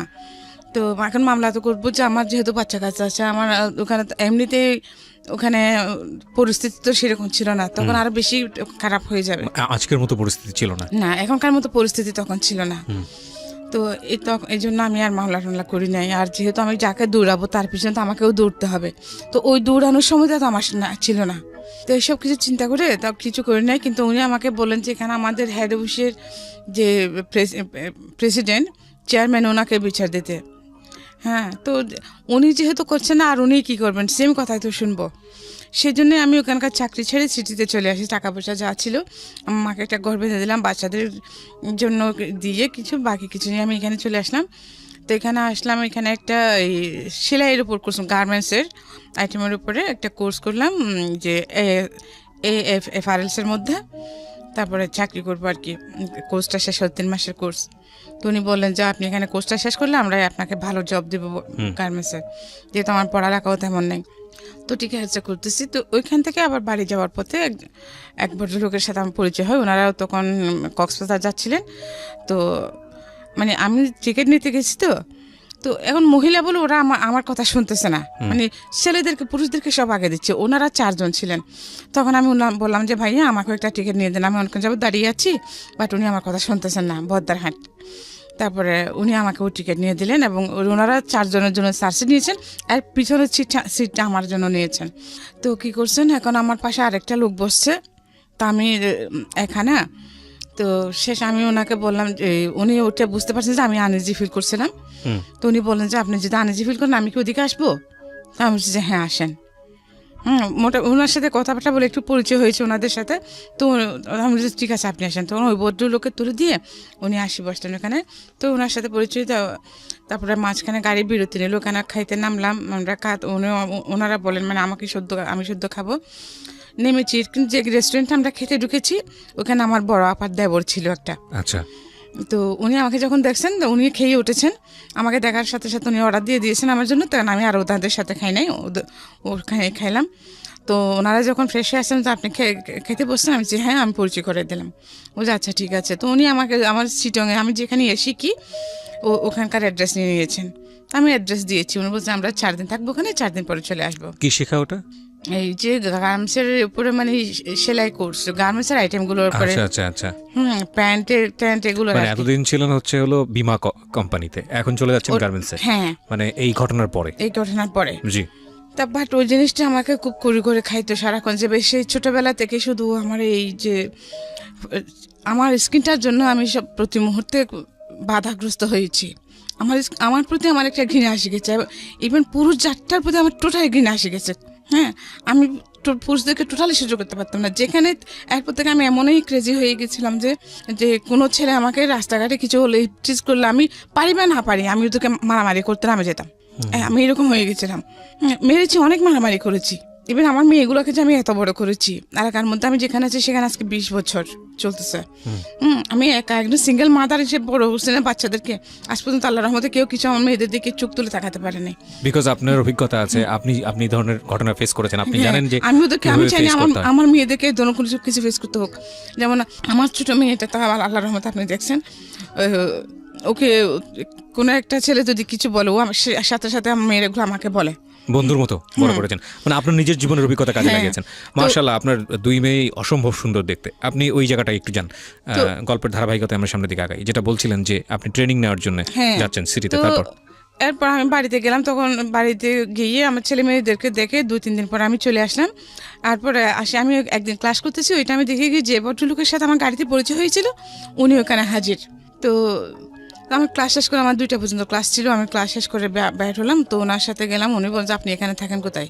তো আমি বলছি যে কি, আমার এক বান্ধবী আছে এখানে, আমার এক ক্লাসমেট ছিল, ওর বাসা আছে এখানে, ওর হাজব্যান্ড ইঞ্জিনিয়ার, আমি ওর ওখানে আছি আপাতত। পরে যেহেতু আমার এখন টাকা পয়সা, আমার চাকরি বাকরি হয় নাই, এখন পেইং গেস্ট হিসেবে আছি, পরে কোথাও উঠবো। তো কেন জানি এরপর মানে ওনার সাথে মাঝে মধ্যে প্রায় সময় দেখা সাক্ষাৎ হতো। তো উনি আমাকে বললেন যে আপনার যদি অসুবিধা হয়, এরকম ফাইন্যান্সিয়াল ক্রাইসিস হয়, আপনি, আমার খালা আছে আলকরেন ওখানে, আপনি ওখানে থাকতে পারেন। হ্যাঁ, টাকা পয়সা যার আগে সব আমি দিব। আচ্ছা তো আমার ফ্রেন্ডের বাসাতেও দেখতেছি তেমন একটা মানে ও তো সংসার করতেছে। হুম তো আমি বলছি আচ্ছা ঠিক আছে, গেলাম ওখানে। তো ওনার খালার সাথে ওখানে থাকলাম। যে অনেক দেখার পরে আস্তে আস্তে এই আমার একটা জব হলো কোথায়, 2 নম্বর গেটে একটা গার্মেন্টসে। জি পার্সোনালে আমি ঢুকলাম। তো দেন আমি ওখান থেকে ওনার খালার ওখান থেকে চলে গেলাম। আমি আলাদা একটা বাসা নিলাম, তাও সাবলেটে একটা, কারণ ফ্যামিলি একা তো থাকতে পারবো না, যেহেতু সাবলেটে থাকলাম। তো আমার বাচ্চারা কিন্তু গ্রামেই ছিল। জি তো এই লোক কিন্তু আস্তে আস্তে যে আমার প্রতি দুর্বল হয়ে গেছেন, কিন্তু আমি ওনাকে টোটালি পাত্তা দিতাম না, বা এ ধরনের কোনো আলাপে ওনার সাথে হতো না। হ্যাঁ, জাস্ট দেখা সাক্ষাৎ হলে কেমন আছেন, ভালো আছি, কী করতেছেন, এইটুকুই। কিন্তু উনি যে আমার প্রতি আকৃষ্ট হয়ে গেছেন এটা আমি জানতাম না। তারপরে যখন আমি ওনাকে এটা বুঝতে পারলাম, তো আমি যে বাসা নিয়েছিলাম আলাদা, ওইটা উনি চিন্তান, উনি সহ নিয়ে দিয়েছিলেন। তখন আমি কি করলাম, আমি বলছি, না তাহলে তো আর এখানে থাকা যাবে না, এই লোকের সাথে দেখেছি অন্যদিকে, যখন পুরুষ মানুষ তো যেটা এখন বুঝতে পারছি, তখন বুঝতে পারতাম, তখন আমি খুবই উগ্র হয়ে গেছিলাম। তারপর আমি সাথে সাথে আমার উনি 3 দিনের জন্য বাড়িতে গিয়েছিলেন। তো আমি এই 3 দিনের মধ্যে আমি বাসা চেঞ্জ করে ফেলি। জিনিসপত্র এখানে আমার একটা ছোটো খাট ছিল, একটা চৌকি ছিল, ওইটা রেখে একটা আলনা ছিল, এই 2টা জিনিস রেখে আমি বাসা শিফট করে ফেলি। কারণ ওগুলো নেওয়ার জন্য আমার বাসা নেওয়ার পর আমার গাড়ি ভাড়াটা ছিল না, এই জন্য আমি আর ওগুলো নিয়ে পরে নিব আর কি। বোতান আমার কিছু থাকে, তাহলে আপনি ছেলেটাকে নিয়ে যান, ওকে একটু পড়ালেখা করান, ওকে মানুষের মতো মানুষ করেন। হ্যাঁ, ও বলে যে ঠিক আছে আমি নিয়ে যাবো, বাট তুমি কখনো ওকে ছেলে হিসেবে দাবি করতে পারবে না। তো আমি যে ঠিক আছে, একেবারে এখানে নষ্ট পাহাড়ে যাচ্ছে, লাকড়ি আনতেছে, গরু চড়াচ্ছে, এগুলো চেয়ে তো আমার ছেলের, হ্যাঁ ও তো, ওনার তো অনেক টাকা পয়সা আছে, ওনার ছেলেমেয়েগুলো সবাই শিক্ষিত, তো আমার ছেলেটা যদি সেখানে ওর লাইফ সেটেল করতে পারে, তা আমার সমস্যাকে, আমি তো কিছু করতে পারি নাই। হ্যাঁ, তো আমি দিয়ে দিয়েছি ওকে। তোর বাবুকে নিয়ে মাদ্রাসায় ভর্তি করা দিয়েছে, পড়ালেখা করতেছে, আমি এদেরকে নিয়ে সিটিতে চলে আসলাম। তারপরে এরপরে আমি 3-4 মাস পরে বাড়িতে গেছি। বাড়িতে যাওয়ার পরে শুনতেছি যে কি আমার বোনের কাছ থেকে যে এরকম একটা লোক আমাকে খুঁজতে গেছে। উনি আমার বাড়ির ঠিকানা কিছু জানতেন না, শুধু মানে আমার কাছে শুনছিলাম, আমার গ্রামের নামটা শুনেছিলেন উনি। আচ্ছা হ্যাঁ, তো উনি আমার ফিজিক্যালি বর্ণনা দিয়ে 3 দিন খুঁজছেন আমাদের পুরো এলাকাতে। আচ্ছা 3 দিন খোঁজার পরে আমার বাড়ির ঠিকানা পেয়েছে। হ্যাঁ, তারপরে আমার আপদ থেকে আমার অফিসের ঠিকানা নিয়েছে, আমি নতুন যে ওখানে পত্রিকা কাজ করি ওখানকার ঠিকানা নিয়েছে। ওইতে ওখানে উনি চিঠিতে এসে ওখানে আমার অফিসে গেছেন। উনি যখন চিঠিতে আসছেন তখন কিন্তু আমি বাড়িতে গেছি। আচ্ছা, বাচ্চাদেরকে রেখে আসতে গেছি। এখানে কি একটা আমার কোথাও একটা দূরের একটা প্রোগ্রাম ছিল আমার পত্রিকার কাজে, তো আমি একা ওদেরকে সিকিউর ফিল করছিলাম না, সেজন্য বাড়িতে রেখে আসতে গেছি আমার মার কাছে, আবার নিয়ে আসবো। তারপরে তখন শুনছি আর কি, তারপরে উনি অফিস থেকে আমার বাসার ঠিকানা নিয়েছেন। বাসায় এসে খুঁজেও গেছেন। আমি যখন বাসায় এসেছি, জমিদার খালা আমাকে বললেন, বাড়িওয়ালি খালা আমাকে বললেন যে তোকে এরকম একটা লোক খুঁজতে আসছিল, তুই চিনিস নাকি? আমি হচ্ছে হ্যাঁ এইরকম না, আমার একজন লোককে চিনতাম, আবার ওনার সাথে আমার তেমন কোনো একটা ইয়ে নেই, আবার আসলে আমি নাই বলিয়েন। আচ্ছা তারপরে কয়েকদিন পরে আমি মানে অফিস থেকে যাচ্ছি, ওই সময় উনি দেখি আমার বাসার গলি থেকে বেরোচ্ছেন। আচ্ছা, তো সামনাসামনি দেখা হয়ে গেছে, এখন আর আমি এড়িয়ে যেতে পারি নাই। এরপর থেকে এইভাবের মধ্যে মানে 6 মাস চলে গেছে। এই লোকটা যেন কোন লোক? ওই যে আপনার সঙ্গে পরিচয় হয়েছিল, বাসে যে পরিচয় হলো, হ্যাঁ উনি টিকিট কেটে দিল যে লোক, হ্যাঁ টিকিট কাটলো যে, হ্যাঁ উনি ভদ্রলোক, শিক্ষিত ছিলেন, হ্যাঁ ভালো ছিলেন, কিন্তু ওনাকে কিন্তু আমি পিছ ছাড়াতে পারিনি। তো এরপরে আমার বাচ্চাদেরকেও যখন উনি দেখি যখন ঠিক আমার বাচ্চাদের জন্য উনি খুব বেশি ছিলেন। হ্যাঁ, তো শেষে আমিও ওনার প্রতি দুর্বল হয়ে যাই। ওনাকে অনেক অপমান করছি আমি। তো আমার লাইফে ফার্স্ট আমি ভালোবাসা জিনিসটা কি অনুভব করলাম, যে আগে আমি প্রেম ভালোবাসা এগুলো কিছুই বুঝতাম না। এতগুলো ঘটনা ঘটে যাবার পর আমার ওদের কোনো ফিলিংসই ছিল না। মানে 3টা বাচ্চার মা হওয়ার পরে গিয়ে ফার্স্ট অনুভব করলাম। হ্যাঁ, ফার্স্ট আমি বুঝতে পারলাম ভালোবাসা, পৃথিবীতে ভালোবাসা আছে, ইভেন আমিও ভালোবাসতে পারি। হ্যাঁ, আমার এত কিছু জানার পরে কি আমাকে ভালোবাসতে পারে। তো উনি যখন আমার সাথে লাইফ স্টে করতে চাইলেন, উনি তো আমার সব কিছু দেখছেন, আমি সব কিছু বলেছি। হ্যাঁ, ইভেন আমি আমার রেফারেন্স হয়েছে ওটাও বলেছি, লোকাই না কিছু, যে তুমি যদি আমার সাথে লাইফ লিড করতে চাও। ইভেন আমারও তখন দরকার ছিল, আমি জড়াতাম না ওনার সাথে, যে যেদিকেই যাচ্ছি, কিন্তু আমি বাসাতে যেখানে থাকি এখানেও আশেপাশে মানে সবসময় আমি একটা প্রেশারের মধ্যে থাকি। ওই যে শুধু আমার একজন পুরুষ লোক নাই বলে, সাইনবোর্ডটা নাই বলে, হ্যাঁ সিঙ্গেল মাদার আমি, এই কারণে আমি সবসময় একটা প্রেশারের মধ্যে থাকতাম। তো শেষে সব কিছু ইয়ে করে তো বছর দেড়েক পরে আমি এগ্রি হলাম ওনার সাথে লাইফ স্টে করতে। আচ্ছা। হ্যাঁ, তারপরে তখন উনি কিন্তু সম্পূর্ণ বেকার ছিলেন। হ্যাঁ, উনি কি নাম ছিল ভদ্রলোকের? আপনি কি নামটা বলতে চাচ্ছেন না? নামটা হ্যাঁ বলতে ঠিক দিতে আছে, চাচ্ছি। সমস্যা নেই। হ্যাঁ, তারপর? তারপরে কিন্তু থাকতেছি যে ওনার টাকা পয়সা ছিল না, তখন উনি বেকার ছিলেন, আমি জব করতেছি, সব কিছু আমি করতাম। তো যে 1-1.5 বছর যে লোকটাকে আমি প্রতি মুহূর্তে অপমান করেছি, হ্যাঁ, মানুষ একটা মুরগি থাকলে ওটার প্রতি একটা মায়া বসে যায়। তো উনি কিন্তু সব কিছু নীরবে সহ্য করছেন।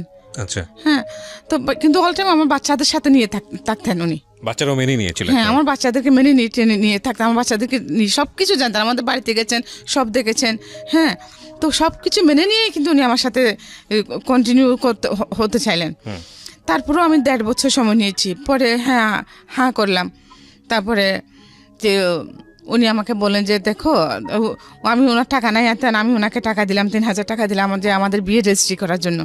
হ্যাঁ, উনি দেখি সে খরচ করে ফেললেন, কিন্তু বিয়েটা রেজিস্ট্রি করলেন না। বাট আমরা কিন্তু একসাথে থাকতেছি তখন। আচ্ছা, তো রেজিস্ট্রি করলেন কিন্তু বিয়ে করলেন না? রেজিস্ট্রি করলো না, বিয়েটা রেজিস্ট্রি করে নাই। মানে বিয়ে করলো কিন্তু রেজিস্ট্রি করলো না, হ্যাঁ। মানে জাস্ট কবুল বলাটা করলো ধর্মীয় বিধান অনুসারে, কিন্তু রেজিস্ট্রিটা করলো না। রেজিস্ট্রিটা করে নাই। আচ্ছা। আমি ওর জন্য ওকে 3 বার টাকা দিয়েছি। হ্যাঁ, কিন্তু ও সেটা করে নাই। আচ্ছা। তখন ও আমাকে বলতো যে দেখো, তোমাকে আমাদের বাড়িতে নিয়ে যাব, হ্যাঁ, কিন্তু আমার একটা ছোট বোন আছে, ওটা LLB পড়তেছে, ওর একটা বিয়ে শাদী হয়ে যায়, তা না হলে এখন আমি যেহেতু গ্রামের পরিবেশ জানো তুমি, মানুষ যত শিক্ষিত হোক, হ্যাঁ, আমরা সংস্কার মুক্ত না, ওগুলো সমাজের লোকেরা বলবে যে আমি একটা বিবাহিতা মেয়েকে বিয়ে করেছি, এই সেই। তো আমি আচ্ছা ঠিক আছে, পরে তোমার ব্যাপারটা, আমার বোন বিয়ে হয়ে গেলে তোমাকে আমাদের বাড়িতে তুলবো। এরপরে 2001 সালের দিকে ওর চাকরি হলো, 2002 সালে ও একটা ওই যে লোহা টোহা মারাজের স্টিল, কি বলে এগুলো, ঠিক আছে, সমস্যা নেই, যে কোনো একটা জায়গায় টিডিল বানাচ্ছে এগুলো, আচ্ছা। Rolling mill. আচ্ছা, রোলিং মিলের শোরুমে ওর চাকরি হলো, কাজ করে ভালো ইনকাম করতেছে, কিন্তু সাথে সাথে ও চেঞ্জ হয়ে গেছে। এর আমাকে বিয়ে করার আগে কিন্তু ওর সাথে একটা মেয়ের সাথে বেশ কয়েক বছর রিলেশন ছিল। মেয়ের মা ওকে দেয় না, উনিও ওই মেয়ের বাড়িতে লজিং মাস্টার ছিলেন। তো ওইখানে পড়াতে মানে সম্পর্কটা হয়ে যায়, কিন্তু মেয়ের মারা মেনে নেয় নাই। উনি এগুলো আমাকে সব বলেছেন। তো ঠিক আছে, মেনে নেয় নাই। এরপরে ও মেয়েটার প্রতি উনি আবার ইনভলভ হয়ে গেছেন মেয়েটার সাথে। তো আমার একটা বদ অভ্যাস আছে কি, আমার অনেকগুলো ব্যাড হ্যাবিট আছে, তার মধ্যে একটা হলো কি যে আমি নিজের চোখে না দেখে এবং নিজের কানে না শুনলে কখনো কারোর কথা বিশ্বাস করি না। এটা খুব ভালো অভ্যাস। এখনো আমি এরকমই। আচ্ছা। তো ওরা আমাকে বলতো, আমি শুনতাম, বাট আমি কখনোই ওকে সার্চ করি না এটা নিয়ে। একদিন আমি এরপরে কিছুদিন আগে ওর যখন চাকরি হয়, তখন আমরা দুজন একসাথে বেরিয়ে যেতাম। ও একদিকে চলে যেত, আমি একদিকে চলে যেতাম, দুজনের ওদিকে। তারপরে আবার আসার সময় কিন্তু ও আমাকে ফোন করতো, অফিসে ফোন করতো। তো আমি বলছিলাম তুমি বের হচ্ছ, হ্যাঁ বেরোতাম, তারপর দুজন একসাথে আসতাম এরকম। তারপরে দেখি কি ও কিছুদিন যাবো তাই আমার সাথে যাচ্ছে না, একটা না একটা বাহানা দিয়ে বাসা থেকে যাইতো। হ্যাঁ, মেয়েটাকে রাখার কিছুদিন মাস 2 পর থেকে। তারপরে আমি কিন্তু ওটা মাইন্ডে টোটালি ছিল না, কারণ আমার মতো একজন ওয়াইফ থাকতেছে এইরকম একটা মেয়ের দিকে চোখ দেবে প্রশ্নই আসে না। আচ্ছা। এটা আমি বিশ্বাস করতাম না, কারণ হ্যাঁ আমি হতে পারে আমি পড়ালেখা কম, বাট আমি যেহেতু বিভিন্ন রকম মানুষের সাথে আমি যে স্মার্ট কম ছিলাম না, কথাবার্তা সব দিক দিয়ে আমি মোটামুটি ভালোই তো ছিলাম, ওর জন্য পারফেক্ট ছিলাম। হ্যাঁ, আমাকে দেখলে তো এখন পর্যন্ত কেউ বলেন যে আমার এত দুঃখ কষ্ট বা আমি গরিব, এটা কেউ বিশ্বাস করতে চায় না। হ্যাঁ, যে আমার অ্যাটিটিউড দেখে মনে হয় না আমি গরিব, এটা মনে হয় না, এটা কেউ বিশ্বাস করে না। ওই দিন আমার বাংতি টাকা ছিল না, গাড়ি ভাড়া দিব যে, তো আমি কিছু দূর এসে গেটের কাছাকাছি এসে আবার ফিরে গেলাম। ফিরে গিয়ে যে মানে গেছি, মানে ওর থেকে টাকা নিব আর কি, খুচরা টাকা নিব গাড়ি ভাড়া দেওয়ার জন্য। তো দরজা তো এমনি আবজানো ছিল, হোক লাগায় নাই, ঠেলা দিয়েছি ঢুকে, যে আমার ছেলে মেয়ে দুটোটা ভিতরের রুমে, সামনের রুমে দেখি ও মেয়েটাকে জড়িয়ে ধরে চোখ বন্ধ করে আছে, মেয়েটা ওকে জড়িয়ে ধরে দাঁড়িয়ে আছে দুজনে। আমার বাসার কাজের মেয়ে? হ্যাঁ, আমার বাসার কাজের মেয়ে আর আমার হাজব্যান্ড।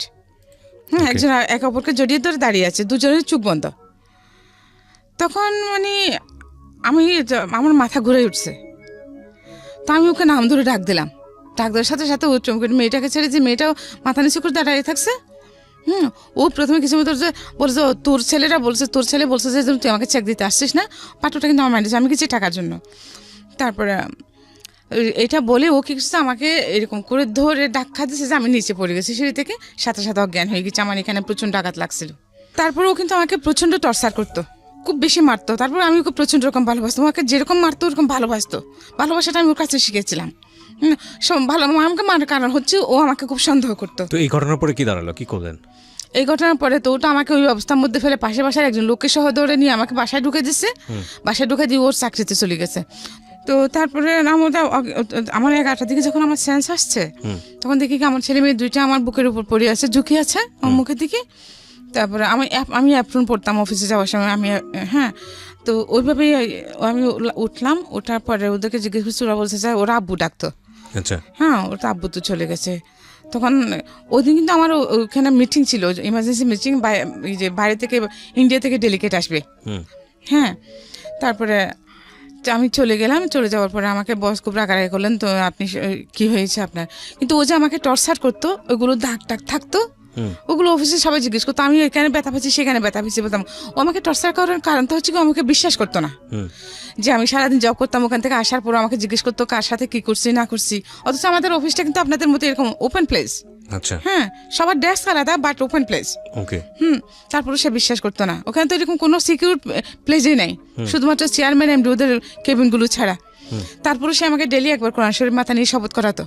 শপথ করার পর তারপর তার বিশ্বাস না, সে আমাকে খুব মারতো, অথচ নিজে সেসবের মধ্যে ইনভলভ। হ্যাঁ, এটা একটা ইন্টারেস্টিং বিষয়। আমি বলছি না এই ঘটনার পরে কিন্তু অনেক ঝামেলা তৈরি হয়ে যাবে না, এটা বলাটা উচিত হবে না। তারপরেও আমি আপনাদেরকে বলি, যিনি সন্দেহ করেন অনেক বেশি, তিনি সাইকিয়াট্রিক সমস্যার মধ্যে আছেন এবং তার দ্বারা ওই ধরনের কাজ হওয়ার প্রবণতাটাও অনেক বেশি। আপনারা যদিও বিষয়টিকে ভালোবাসা হিসেবে দেখি, যে তাকে যে অনেকেই মনে করে যে সন্দেহ করছে মানে আমাকে অনেক বেশি ভালোবাসে, সেজন্য আসলে কিন্তু তা না, এটা কিন্তু সন্দেহ করে। রাইট, এটা কিন্তু এক ধরনের সমস্যা এবং এটা ভয়ানক রকমের সমস্যা, এবং এটার অবশ্যই কিওর হওয়া উচিত, কারণ সবচেয়ে বড় ভিকটিম কিন্তু সে নিজেই হয় যিনি সন্দেহ করেন। হ্যাঁ, বলেন। তারপরে এইরকমের মধ্যে মানে এইরকমই চলতেছে। তারপরে যখন আমি ওই অফিসে গেলাম, যে আমার মিটিং ছিল, আমাকে বস বকাঝকা দিলেন। তারপরে আমাদের ওখানে জিএম টিএম জন ছিলেন, ওনারা তো হায়ার এডুকেটেড, বাট ওনারা যে আমি খুব অল্প শিক্ষিত হওয়ার পরেও যে হিন্দি ইংলিশগুলো মোটামুটি ভালো বলতে পারতাম। হ্যাঁ, তো একদিন এরকম মিটিংয়ের মধ্যে ইন্ডিয়া থেকে যে 4জন ডেলিগেট আসছে, ওদের সাথে কথা হলো, ম্যানেজার জিএম স্যার বুঝতে পারছিলেন না। দেন আমি বাংলায় ভাষণ করে দিচ্ছিলাম চেয়ারম্যান স্যারকে। তখন থেকে মানে এইরকম বিদেশি যেগুলো ডেলিগেটগুলো আসতো আমি হ্যান্ডেল করতাম। তো পরে আমি চেয়ারম্যানের পিএস হয়ে যাই। হ্যাঁ, মানে আমাকে পিএস করে নেন। তারপরে হ্যাঁ, ভালোই চলতেছে। কিন্তু তারপরে যখন দেখতেছে যে মানে ওর যখন টাকা পয়সা আসতেছে, হ্যাঁ, ও যে বাইরে আমি যেখানে চাকরি করতাম, হ্যাঁ, ওখানকার চেয়ারম্যান কিন্তু ওখানে কেউ বিশ্বাস করতো না আমার বিয়ে হয়েছে। আচ্ছা। ওনার কারণে যিনি চেয়ারম্যান ছিলেন, উনি বাংলাদেশের একজন খুবই পরিচিত ফিগার, আমি নাম বলছি না, এখনো আছেন। তো ওনার 3টা ছেলে। তো ওনার এখানে তো লন্ডন, আমেরিকা, এখানে বাংলাদেশ, তো ওনার বাড়ি সব আছেই, ওনার বিভিন্ন দেশে ওনার বিজনেস আছে। তো উনি আমাকে দেখে, আমার এই দেখে ওনার ভালো লাগলো। উনি আমাকে আমাদের ইয়েকে বললেন, আমাদের একজন মার্কেটিং ম্যানেজারকে বললেন আমাকে বিয়ে করার কথা। ওনার সিটিংয়ের মধ্যে যে ওনার বাড়ির ওনার এসে যেগুলো আছে উনি আমার নামে করে দিবেন, এবার আমার ছেলে মেয়ে দুটো বিয়ে করে দিবেন, আমার নামে করে দিবেন, আমি যেন ওনাকে বিয়ে করতে রাজি হই। ওনার 3টে ছেলে, কোনো মেয়ে নাই। তো আমি বলি যে না, আমি তখন তো ওনাকে ভালোবাসি, আমার আমি রাজি হই নাই। এবং আমার এরকম অনেক, তখন যখন আমি সিটিতে আসি আমার অনেক এরকম ছিল, কিন্তু আমি কখনো ওইদিকে ফিরে তাকাইনি। এগুলো আমি আবার ওর সাথে শেয়ার করতাম। তো এই কারণে কিনা জানি না, সে আমাকে কিন্তু প্রচুর সন্দেহ করতো এবং টর্চারও করতো। ডেলি একবার কোরআন শরীফ মাথা নিয়ে শপথ করাতো, তারপরে বিশ্বাস করতো না। তো আমার ছেলে কিন্তু ওই জিনিসটা ওর মাথার মধ্যে ঢুকে গেছে। এমনকি আমি যখন বাড়িতে যেতাম, হ্যাঁ, আমার হাজব্যান্ড ওর সাথে যে পাবলিক বুথ থেকে কথা বলতাম, মোবাইল ছিল না, ওর মোবাইল ছিল, আমার ছিল না। পাবলিক বুথে গিয়ে ওর সাথে কথা বলতাম, বা ফোন বাসায় নিয়ে যেত, মোবাইল বাসায় নিয়ে যেত, এরকম। হ্যাঁ, তো ও আমার সাথে বাড়িতে কথা বলতেছে, এখানে আশেপাশে আমাদের আশেপাশে যে ভাড়াটিয়ার আছে, আশেপাশে ভাবিদেরকে বলতেছে কি দেখেন, ওরা যখন আমাকে মারতো, সবাই বলতো না যে কেন এরকম করেন আপনি সবসময় ডেলি। হ্যাঁ, তো বলতো যে আমার চরিত্র খারাপ। হ্যাঁ, তখন উনি কি ও করতে করতে আমার সাথে বাড়িতে গেলে আমার সাথে ফোনে কথা বলতো, এদিকে আশেপাশে ওদেরকে বলতেছে কি দেখেন ও এখন ওর অন্য পুরুষ নিয়ে হোটেলে রাত কাটাচ্ছে। আমি তো যাচ্ছি, ওদেরকে বলে গেছি বাড়িতে যাচ্ছি, হুম। ভাবি কোথায় যাচ্ছেন, ভাই বাড়িতে যাচ্ছি, একটু আমার বাসা থেকে খেয়াল রাখেন। হ্যাঁ, কিন্তু ওইরকম বলতো। এখন আমি জানতাম না, পরে একদিন এক পাশের বাসার ভাবি আমাকে বললো যে দেখি ভাবি আপনি এরকম জানতাম না, হ্যাঁ উনি এত সুন্দর এত ভালো রকম একজন মানুষ, উনি কেন আপনাকে, উনি তো নাকি আপনাকে এই কারণে মারেন। আমার এখনই মানে আমার মাথাগুলো চেক কথা শুনে, হ্যাঁ মানে এই ধরনের ব্যাপারগুলো লেগে থাকতো। তো যাই হোক, ও আমাকে বেশ কয়েকবার এমআর করিয়েছে। হ্যাঁ, তারপরে দ্য লাস্ট মোমেন্টে বেশ কয়েকবার ও আমাকে ফেলেও চলে গেছিলো। আচ্ছা, যে বিভিন্ন মেয়েদেরকে নিয়ে, তারপরে আবার যখন যে বুঝতে পারতো বা ওরা যখন ওকে ছেড়ে চলে যেত, তখন সে আবার আমার কাছে চলে আসতো। এরকম 3বার হয়েছে। এরপর আমি আর ওকে জায়গা দিই। আচ্ছা। আমি প্রথমে যখন সাফার সাথে যখন কথা হয় আমার, তখন আমি ব্যাপারগুলো কিন্তু ওকে বলি নাই। আচ্ছা, সাফা মানে ওনার আরেকজন ইয়া? না, আপনার অ্যাসিস্ট্যান্ট সাফওয়ান। হ্যাঁ, সাফওয়ান। আচ্ছা আচ্ছা, সাফওয়ান আপনাকে যখন ফোন দিয়েছিল তখন বলেননি বিষয়গুলো? বিষয়গুলো বলিনি, কারণ তখন বাসাতে ছিলাম। হ্যাঁ, তখন ওনার সঙ্গে ছিলেন আপনি? না, তখন আমরা বাসায় ছিলেন? আমি বাসাতে, সাফওয়ানের সাথে যখন আমার কথা হয় তখন তো আমি বাসাতে ছিলাম। আচ্ছা, আশেপাশে অনেক মানুষজন। সাফওয়ান, এখানে অনেকেই কনফিউজ হয়ে যাবেন প্রিয় শ্রোতা, আপনারা যখন এখানে ফোন করেন, আমাদের প্রোগ্রামের আরেকজন টিম মেম্বার হচ্ছে সাফওয়ান, সে ডিরেক্টলি আপনাদের সঙ্গে স্টোরি নিয়ে কথা বলে, উনি আসলে তার কথাই বলছেন। হ্যাঁ বলেন। তো আমি ওনাকে ব্যাপারগুলো বলি নাই শর্টকাট মধ্যে। হ্যাঁ, আচ্ছা, তো এর জন্য একটা গ্যাপ থেকে যেতে পারে বা ভুল বোঝাবুঝি। ঠিক আছে, সমস্যা নাই, বলুন। তারপরে ও কিন্তু বাচ্চা নিতে চাইতো না। আমাকে আশেপাশে সবাই বলতো যে ভাবি একটা বাচ্চা নেন, তা না হলে একটু যে কোনো সময় আপনাকে ছেড়ে চলে যাবে, এই যে এরকম করতেছে। কিন্তু যতবারই আমি কনসেপ্ট করতাম, ও আমাকে এমআর করে ফেলতো। হ্যাঁ, তারপরে এট দ্য লাস্ট মোমেন্টে আমার মেয়েটা, আমি যখন কনসেপ্ট করি আমার মেয়েটা হয়, তখন ও আগের যে ওর ইয়ে ছিল, লাভার ছিল মেয়েটা, ওর সাথে অ্যাড হয়েছে। হ্যাঁ, তখনও চেয়েছিল আমাকে, অনেক ওষুধপত্র খাওয়াছিল ওইটা নষ্ট হয়ে যাওয়ার জন্য, কিন্তু আল্লাহর কি হুকুম হয় নাই। তারপর যখন আমি 5 মাসে প্রেগনেন্ট, তখন সে আবার আমাকে ফেলে চলে যায় ওই মেয়েটার কারণেই। ওই মেয়ের ভাই, ওরা যখন ও কি করছে, ওই মেয়ের গার্ডিয়ানরা কি করছে, ও ওদেরকে বলছে যে বিয়ে করে নাই। হ্যাঁ, তো আমি যখন আমি খবর পাচ্ছি, তখন আমি ওদের বাড়িতে ফোন করছি। আচ্ছা, মেয়ের বাড়িতে। তখন ও মেয়ে বিশ্বাস করে না আমার কথা, বলছে উনি যদি তোমার হাজবেন্ড হয়, তাহলে তুমি ওনাকে নিয়ে আমার বাড়িতে আসো। আচ্ছা, আমি কেন তোমার বাড়িতে আসবো? তোমার যদি প্রয়োজন হয় তুমি নিজে এসে জাস্টিফাই করে যাও, তোমার প্যারেন্টসদেরকে নিয়ে এসে তুমি জাজ করো, আমার কি দরকার আসছেন। তারপর ওনার ওয়াইফ, তারপর ওই যে মেয়েটা, মেয়ে সহ মেয়ের বড় ভাই, মেয়ের মা, হ্যাঁ মেয়ের বোন, সবাইকে নিয়ে আসছে। আচ্ছা, দুইবার আসছে। এখন দ্বিতীয়বারের মধ্যে কি করছে, তখন সন্ধ্যাবেলা ছিল, দ্বিতীয়বারের মধ্যে ওনারাও বসে আসছে আমার বাসায়। হ্যাঁ, ওই সময় আমার হাজবেন্ড আসছে। আসে যখন ওদেরকে দেখছে, উনি পিছনে তো উড়ে পালা গেছে। হ্যাঁ, তারপর ওরা দেখছে, ওরা বিশ্বাস করছে তখন যে হ্যাঁ এটা আসলে তোর মিথ্যে বলেছিলেন। তখন ওই মেয়েটাও বিশ্বাস করছে। হ্যাঁ, তারপর ও মেয়ের সাথে ও মেয়ে আর ওকে বিয়ে করে নেয়। এখন ও কি করছে, আমাকে ছেড়ে চলে গেছে। আপনার হাজবেন্ড? আমাকে ছেড়ে চলে গেছে। তখন আমি কি করবো? আমার তো তখন চাকরিও ছেড়ে দিয়েছি, যেহেতু আমাকে সন্দেহ করে এগুলো নিয়ে। তখন ও বলছে চাকরি ছেড়ে দে তুই, তাহলে তোকে সন্দেহ করবো না। ওকে, ঠিক, আমি আমার সংসারের কাছে আমি চাকরি ছেড়ে দিলাম, বাসাতেই আছি পার্মানেন্টলি। তারপর যখন এখনও আমাকে ফেলে চলে গেছে, আমার তো কিছু, আমি কিভাবে চলবো? তারপরে যাই হোক, আমার কিছু সঞ্চয় ছিল, ও যখন চলে গেছে আমার মেয়েটা, আমি তখন 5 মাসে প্রেগনেন্ট। আমি একটা রেলওয়ে কলোনিতে একটা সাবলেটে একটা ছোট রুম নিলাম। ওগুলো তো সরকারি কোয়ার্টার, ওরা একরকম সাবলেট দেয়। ওখানে আমি একটা সস্তার মধ্যে একটা ছোট রুম নিয়ে আমার বাচ্চাগুলোকে নিয়ে ওখানে থাকলাম। পরে আমার মেয়েটা এটা হলো। মেয়ে হওয়ার পরেও অনেকদিন সে কোনো খোঁজখবর নেয় নাই। 2 বছর পর্যন্ত অনেক কষ্ট করছি মেয়েকে নিয়ে, মানুষের বাড়িতে কাজ পর্যন্ত করেছি। তারপর মেয়ে যখন একটু বড় হলো, তখন আমার বড় মেয়ের কাছে ওকে রেখে দেন আমি আবার চাকরিতে ঢুকলাম। ওকে, আবার চাকরিতে ঢুকলাম। তখন তো আমার ওই চাকরিটা তো চলে গেছে। দেন আমি আবার একটা পত্রিকা দেখে পত্রিকা বিজ্ঞাপন দেখে আমি আবার একটা গ্রুপ অফ কোম্পানিতে জয়েন করলাম। হ্যাঁ, তো ওখানে আমি টেলিফোন অপারেটর হিসেবে জয়েন করি। পরবর্তীতে ওইখানেও যে আমার পারফরমেন্স আল্লাহর রহমতে খুব ভালো হওয়ার কারণে আমি পরবর্তীতে ওখানেও আমি চেয়ারম্যানের পিএস হই।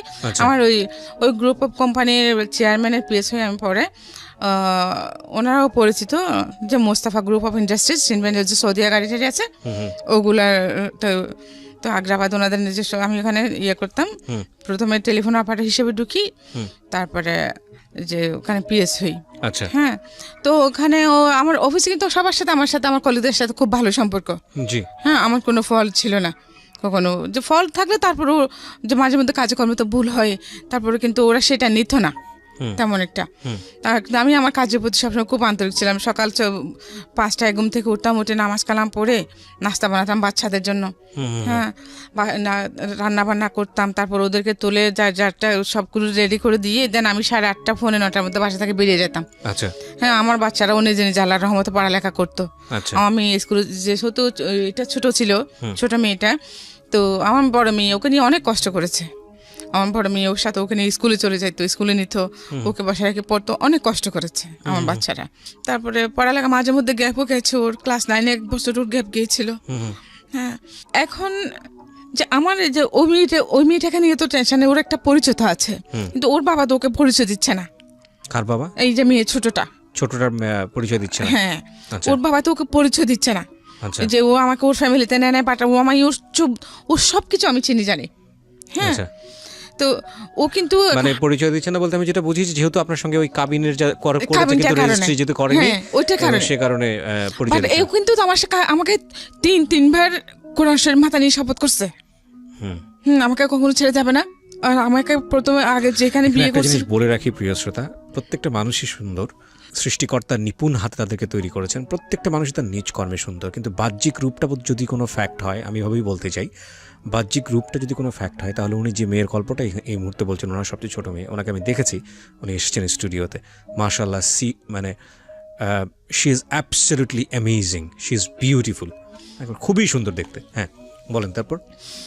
তারপরে এর মধ্যে উনি তো আমাকে ফেলে চলে গেছেন না, তা আমি এত কষ্ট করে আমার বাচ্চাদেরকে আমি বড় করতেছি। আমার বড় মেয়ের কি অবস্থা? আমার বড় মেয়ে তো এখন কলেজে পড়তেছে, ইউনিভার্সিটিতে পড়তেছে, বেসরকারি ভার্সিটিতে, বিবিএ 2nd সেমিস্টার। তো পাশাপাশি একটা জবও করতেছে, তো সংসার চালাচ্ছে। বিয়ে শাদী হয়নি না, তো এখন বিয়ের প্রপোজাল আসলেও আমি দিতে পারছি না, কারণ আমার যে টাকা পয়সাও নাই, তারপরে যে একটা মানুষ আসলে বসতে দিব আমার সেরকম ঘরও আমার নাই। হ্যাঁ, কারণ আমাকে দেখলে কেউ বলে না আমি গরিব, আমার মেয়েদেরকে দেখলেও কেউ বলে না সেটা। তো আমিও চাচ্ছি না আমার মেয়ে কেন, পৃথিবীতে কোনো নারীর জীবনে আমার মতো হোক, এটা আমি চাই না। আমি আল্লাহর কাছে প্রত্যেক দিন প্রার্থনা করি যে আল্লাহ আমার মতো পাবে এই পৃথিবীর বুকে আর কেউ নেই। হ্যাঁ, কিন্তু আমি চাই না কোনো নারীর জীবন আমার মতো হোক। ইভেন আমার মেয়েদেরকে যেন আল্লাহ শুধু দুটো ভালো নামাজি পরেশগার ছেলের হাতে যেন আমার মেয়ে দুটা বিয়ে হয়। আপনার কি এরকম হয়েছে যে বড় মেয়ের বিয়ে এসছে, আপনার এই অবস্থার কারণে ভেঙে গেছে বা হচ্ছে? হ্যাঁ, এরকম হচ্ছে, প্রতিনিয়ত হচ্ছে। ভালো ভালো ফ্যামিলি আসতেছে, কিন্তু আমার ফ্যামিলি ব্যাকগ্রাউন্ড প্লাস আমার যে টাকা পয়সা নেই, এই কারণে আমার মেয়েগুলো রূপবতী গুণবতী হওয়ার পরেও আমি বিয়ে দিতে পারছি না। উনি যেটা বললেন যে ওনার বড় মেয়ে ওনার ছোট মেয়ের চেয়েও মাশাআল্লাহ অনেক বেশি সুন্দর। যাই হোক, প্রত্যেকটা মানুষই সুন্দর, সেই জায়গা থেকে আমি একটু আপনাদেরকে বলি। দেখুন, গল্পের 2টা জায়গা, একটা হচ্ছে যে ভয়ঙ্কর রকমের ফাইটের জায়গা হলো ওনার নিজের, উনি নিজে কোনোভাবে নিজেকে কম্প্রোমাইজ করেননি, বা কম্প্রোমাইজ বলতে বলবো অন্যায়ের কাছে মাথা নত করেননি, সে অবস্থায় তিনি উঠে পড়ে যেভাবেই পারুক সামনের দিকে এগিয়েছেন। এখন অদ্ভুত ব্যাপার হচ্ছে, সেখানেও তাকে ভয়ঙ্কর রকমভাবে এক্সট্রিম লেভেলে স্যাক্রিফাইস করতে হয়েছে, এবং সেটা তিনি করতে বাধ্য ছিলেন, নিজ ইচ্ছায় কখনো করেননি, অন্যায় পথে পা বাড়েননি। এই মানুষটি আজকে যে জায়গাটায় এসছেন, সেখানে তিনি 3টা ছেলে মেয়েকে মানুষ করেছেন, বিশেষ করে তার 2টো মেয়ে এবং একটা ছেলে, তাই তো? আপনার 2টো মেয়ে একটা ছেলে, তাই তো? তো এবং এই 2টো মেয়ের বড় মেয়ে এখন সংসার চালাচ্ছে, উনি নিজেও কিছু টুকটাক করার চেষ্টা করেন, আর ছোট মেয়েটা পড়াশোনা করছে।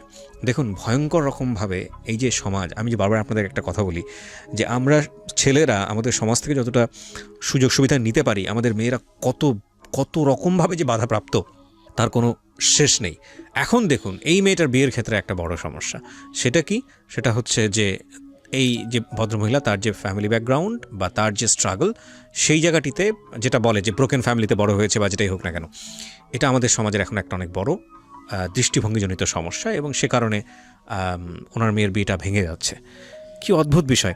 আপনি পুরো গল্পটা আজকে এখানে বললেন, আমি আসলে বললে তো কোনো কিছু হবে না, তবে এটা ঠিক যে আমি খুব ধর্মভীরু একজন মানুষ, কতটুকু পালন করতে পারি জানি না, তবে আমি বিশ্বাস করি প্রত্যেকটা মানুষের জন্য আল্লাহ তার বেস্টটা নির্ধারণ করে রেখেছেন। সো আপনি আল্লাহর উপর তাওয়াফ করেন, এবং নিশ্চয়ই আমি বিশ্বাস করি, আজকে তো অসংখ্য মানুষ এটা শুনেছে, আমি জানি অনেকে বিয়েও করার জন্যই আমাদের স্টেশনে যোগাযোগ করবে। আমি তাদেরকে নিরুৎসাহিত করছি এই কারণে যে আমরা আসলে এই ধরনের কমিউনিকেশন করি না। আমরা একটা গল্প প্রচার করি মানুষকে এইভাবে মোটিভেট করার জন্য, যে গল্পটা শুনে যেন নিজের জীবনে সে পরিবর্তন আনে in a positive sense. So আমরা এটা আপনাকে উৎসাহিত করছি না। তবে একটা বিষয় আমাদের না বললেই নয়, সেটা হলো যে যেটা আমি বলছিলাম যে সৃষ্টিকর্তা আমাদের জন্য ভালো কিছু নির্ধারণ করে রেখেছেন। আপনার বরং এক অর্থে ভালো হচ্ছে যে কেউ যদি এসে আপনার সব কিছু জেনে চলে যাচ্ছে, আমি মনে করি ভালো হচ্ছে। সে যদি আপনার মেয়ের চেহারা দেখে হোক বা যে কোনো কারণেই হোক দ্বিধাদ্বন্দ্বে ভুগে শেষ পর্যন্ত বিয়ে করার পরে যদি তখন ভয়ানক রকম ভাবে, তার চেয়ে বরং আমার মনে হয় যে আপনি ভালো মানুষের জন্য ওয়েট করাটাই বেটার। আপনি আল্লাহর উপর তাওয়াফ করেন এবং নিশ্চয়ই আপনার জন্য ভালো কিছু হবে, এটা আমি বিশ্বাস করি। হ্যাঁ, কারণ আপনার মেয়েরা যথেষ্ট পরহেজগার এবং আপনি যেটা বলছিলেন যে নামাজ কালাম করে, শুধু তাই নয় যে তাদেরকে আপনি কখনোই আপনি যে বিপদের মধ্যে দিয়ে গেছেন তাদেরকে আপনি সে আঁচটা দিতে দেননি। রাইট। তো এদিক থেকে আমার মনে হয় যে আপনাকে যিনি রেসপেক্ট করতে পারবেন, ভালোবাসতে পারবেন, শ্রদ্ধা করতে পারবেন, এরকম ছেলেই যেন আপনার মেয়ের জামাই হয়, এইটুকুই শুধু আমি বলতে পারি।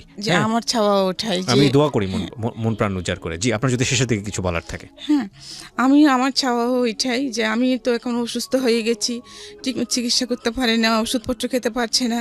হ্যাঁ, তো আমার একটা মাত্র মেয়ে যে চাকরি করতেছে, ও কোন দিকে সামলাবে? জি, হ্যাঁ, এত কিছু টাকা দেওয়া সম্ভব না। তারপর আল্লাহ পাকের অশেষ রহমত যে একটা বর্তমান ছেলেরা যেখানে একটা ছেলে যেখানে এসব করতে পারে না, একটা ফ্যামিলি ধরে রাখতে পারে না, সেখানে আমার মেয়েটা দুইটা মানুষকে ধরে রেখেছে, নিশ্চয়ই একটা ফ্যামিলি ধরে রেখেছে। যে এই বয়সে ওর ফ্রেন্ডরা সবাই কি মজা মাস্তি করতেছে কলেজ ইউনিভার্সিটিতে, কিন্তু আমার মেয়েটা শুধুমাত্র তার পড়ালেখা এবং তার জব, কিভাবে সে তার ফ্যামিলিটাকে সেট আপ করবে, তার এই চিন্তাটা। মাশাআল্লাহ, ভেরি গুড। আমি মন প্রাণ উজাড় করে দোয়া করি। জি, কিন্তু আমাদের সমাজে দেখেন, আমার এখন 100% শিক্ষিত। যে কি করছে জানো, উনি বিবিএ পড়ছে। জি, বিবিএ সেকেন্ড সেমিস্টার। ওকে। তারপরে শিক্ষিত না, 100% শিক্ষিত এখন।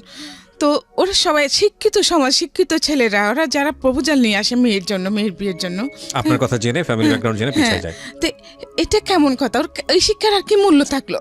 যদি আমি সিঙ্গেল মাদার বলে, আমি যে এতটা স্ট্রাগল করে, আমি এত কষ্ট করেছি, আমি কখনো অন্যায় কাজ কিছু করি নাই, জানাতো আমার জানা মতো আমি কখনো কোনো অন্যায় করি নাই। হ্যাঁ, এমনি আমি যখন পত্রিকায় কাজ করেছি, ওখানে গোল্ড পাচার নিয়ে আমি একটা রিপোর্ট করছিলাম। গোল্ড নিয়ে, বাংলাদেশে গোল্ড পাচার। আচ্ছা। তো 2 মাস লেগেছিল, 2 মাস আমি ওই কাজটার পিছনে বিয়ে করেছি। এট দ্য ফাইনাল মোমেন্টে আমি রিপোর্টটা প্রকাশ করতে পারলাম না। হ্যাঁ, কারণ আমি যার বিরুদ্ধে আমি কাজটা করেছি, যাকে নিয়ে রিপোর্টটা করেছি, হ্যাঁ, উনি আমাকে মোটা অ্যামাউন্টের একটা দিতে চেয়েছিলেন, আমি নিই নাই। হ্যাঁ, তো পরে ওইটা আমি যার কাছে যাব, আমার যে চেয়ারম্যান উনি নিয়েছেন, আর তার ডাবল নিয়েছেন, নিয়ে উনি আমার রিপোর্টটা করতে দেন নাই। দেন আমি ওই রাগের উপরে ওই চাকরিটা ছেড়ে দিয়েছি। হ্যাঁ, তখন উনি আমাকে বলছেন যে আমার দরজা তোমার জন্য সবসময় খোলা থাকবে, তুমি আসতে পারো। এবং আমি এখনো পর্যন্ত ওখানে 11,747 টাকা পাই, ওটার জন্য আমি যাই নাই। তো আমি চলে আসছি। আমি ওনাকে এই কথাটা বলে আসছি যে আমি খোলা দরজা দিয়ে ঢুকি না, যে নক করে ঢুকতে পারলে ঢুকি না, ঢুকি না। আমি আমার কোয়ালিটি দিয়ে ঢুকি। এখানে একটা কথা আপনাকে বলি, আপনি আমার যে বয়সে অনেক বড় মুরব্বীজন, আমার মায়ের বয়সী। আমি আপনাদের কাছ থেকে গল্প শুনতে শুনতে এই জিনিসটা শিখেছি। সেটা হলো যে একজন মানুষ যখন নিজের কাছে মরে যায়, নিজের বিবেকের কাছে মরে যায়, ওই মানুষটা বাইরের দিক থেকে যত কিছুই হোক না কেন, পুরো পৃথিবী তাকে ভালো মনে করলেও ওই মানুষটা নিজের কাছে অপরাধী। আবার ঠিক উল্টোটা যদি আমি বলি, একজন মানুষ যখন ভেতরে সৎ থাকে, অনেস্ট থাকে, পুরো দুনিয়া তাকে অসৎ বললেও সে তার মাথা উঁচু করে চলতে, কিচ্ছু যায় আসে না, সে মাথা উঁচু করে চলতে পারে। দ্বিতীয় মানুষটা হওয়াটা খুব জরুরি। তো আমার মনে হয় কি আপনাকে আমি ওই কথাটাই বলতে চাই, দ্বিতীয় কথাটাই, পুরো দুনিয়া কে কি মনে করলো তাতে কিচ্ছু যায় আসে না, আপনি বরং আপনার কাছে অনেস্ট আছেন। হ্যাঁ, আমি একটা কথা চিন্তা করি কি, যে বলেন আমি আমার মেয়েদেরকে, ও যে আমার মেয়ের যেখানে যে জব করে ওখানে ও টাকার খেলা। হ্যাঁ, ও চাইলে ওখান থেকে যে অনেক সময় মেম্বারেরা টাকা পয়সা বেশি দিয়ে ফেলে, কিন্তু আমার মেয়ে কখনো একটা টাকা ঘরে আনে নাই। ওগুলো টাকা বেশি আসলে ওগুলো কি করে একটা স্লিপ করে ওগুলো এখানে অ্যাকাউন্টসে জমা দিয়ে আসে, বুঝা দিয়ে আসে, এটা অমুক ফান্ড থেকে এই টাকাটা বেশি আসছে, ওটা আমি দিয়ে দিচ্ছি, কখনো আনে না। তা আমি ডিসঅনেস্ট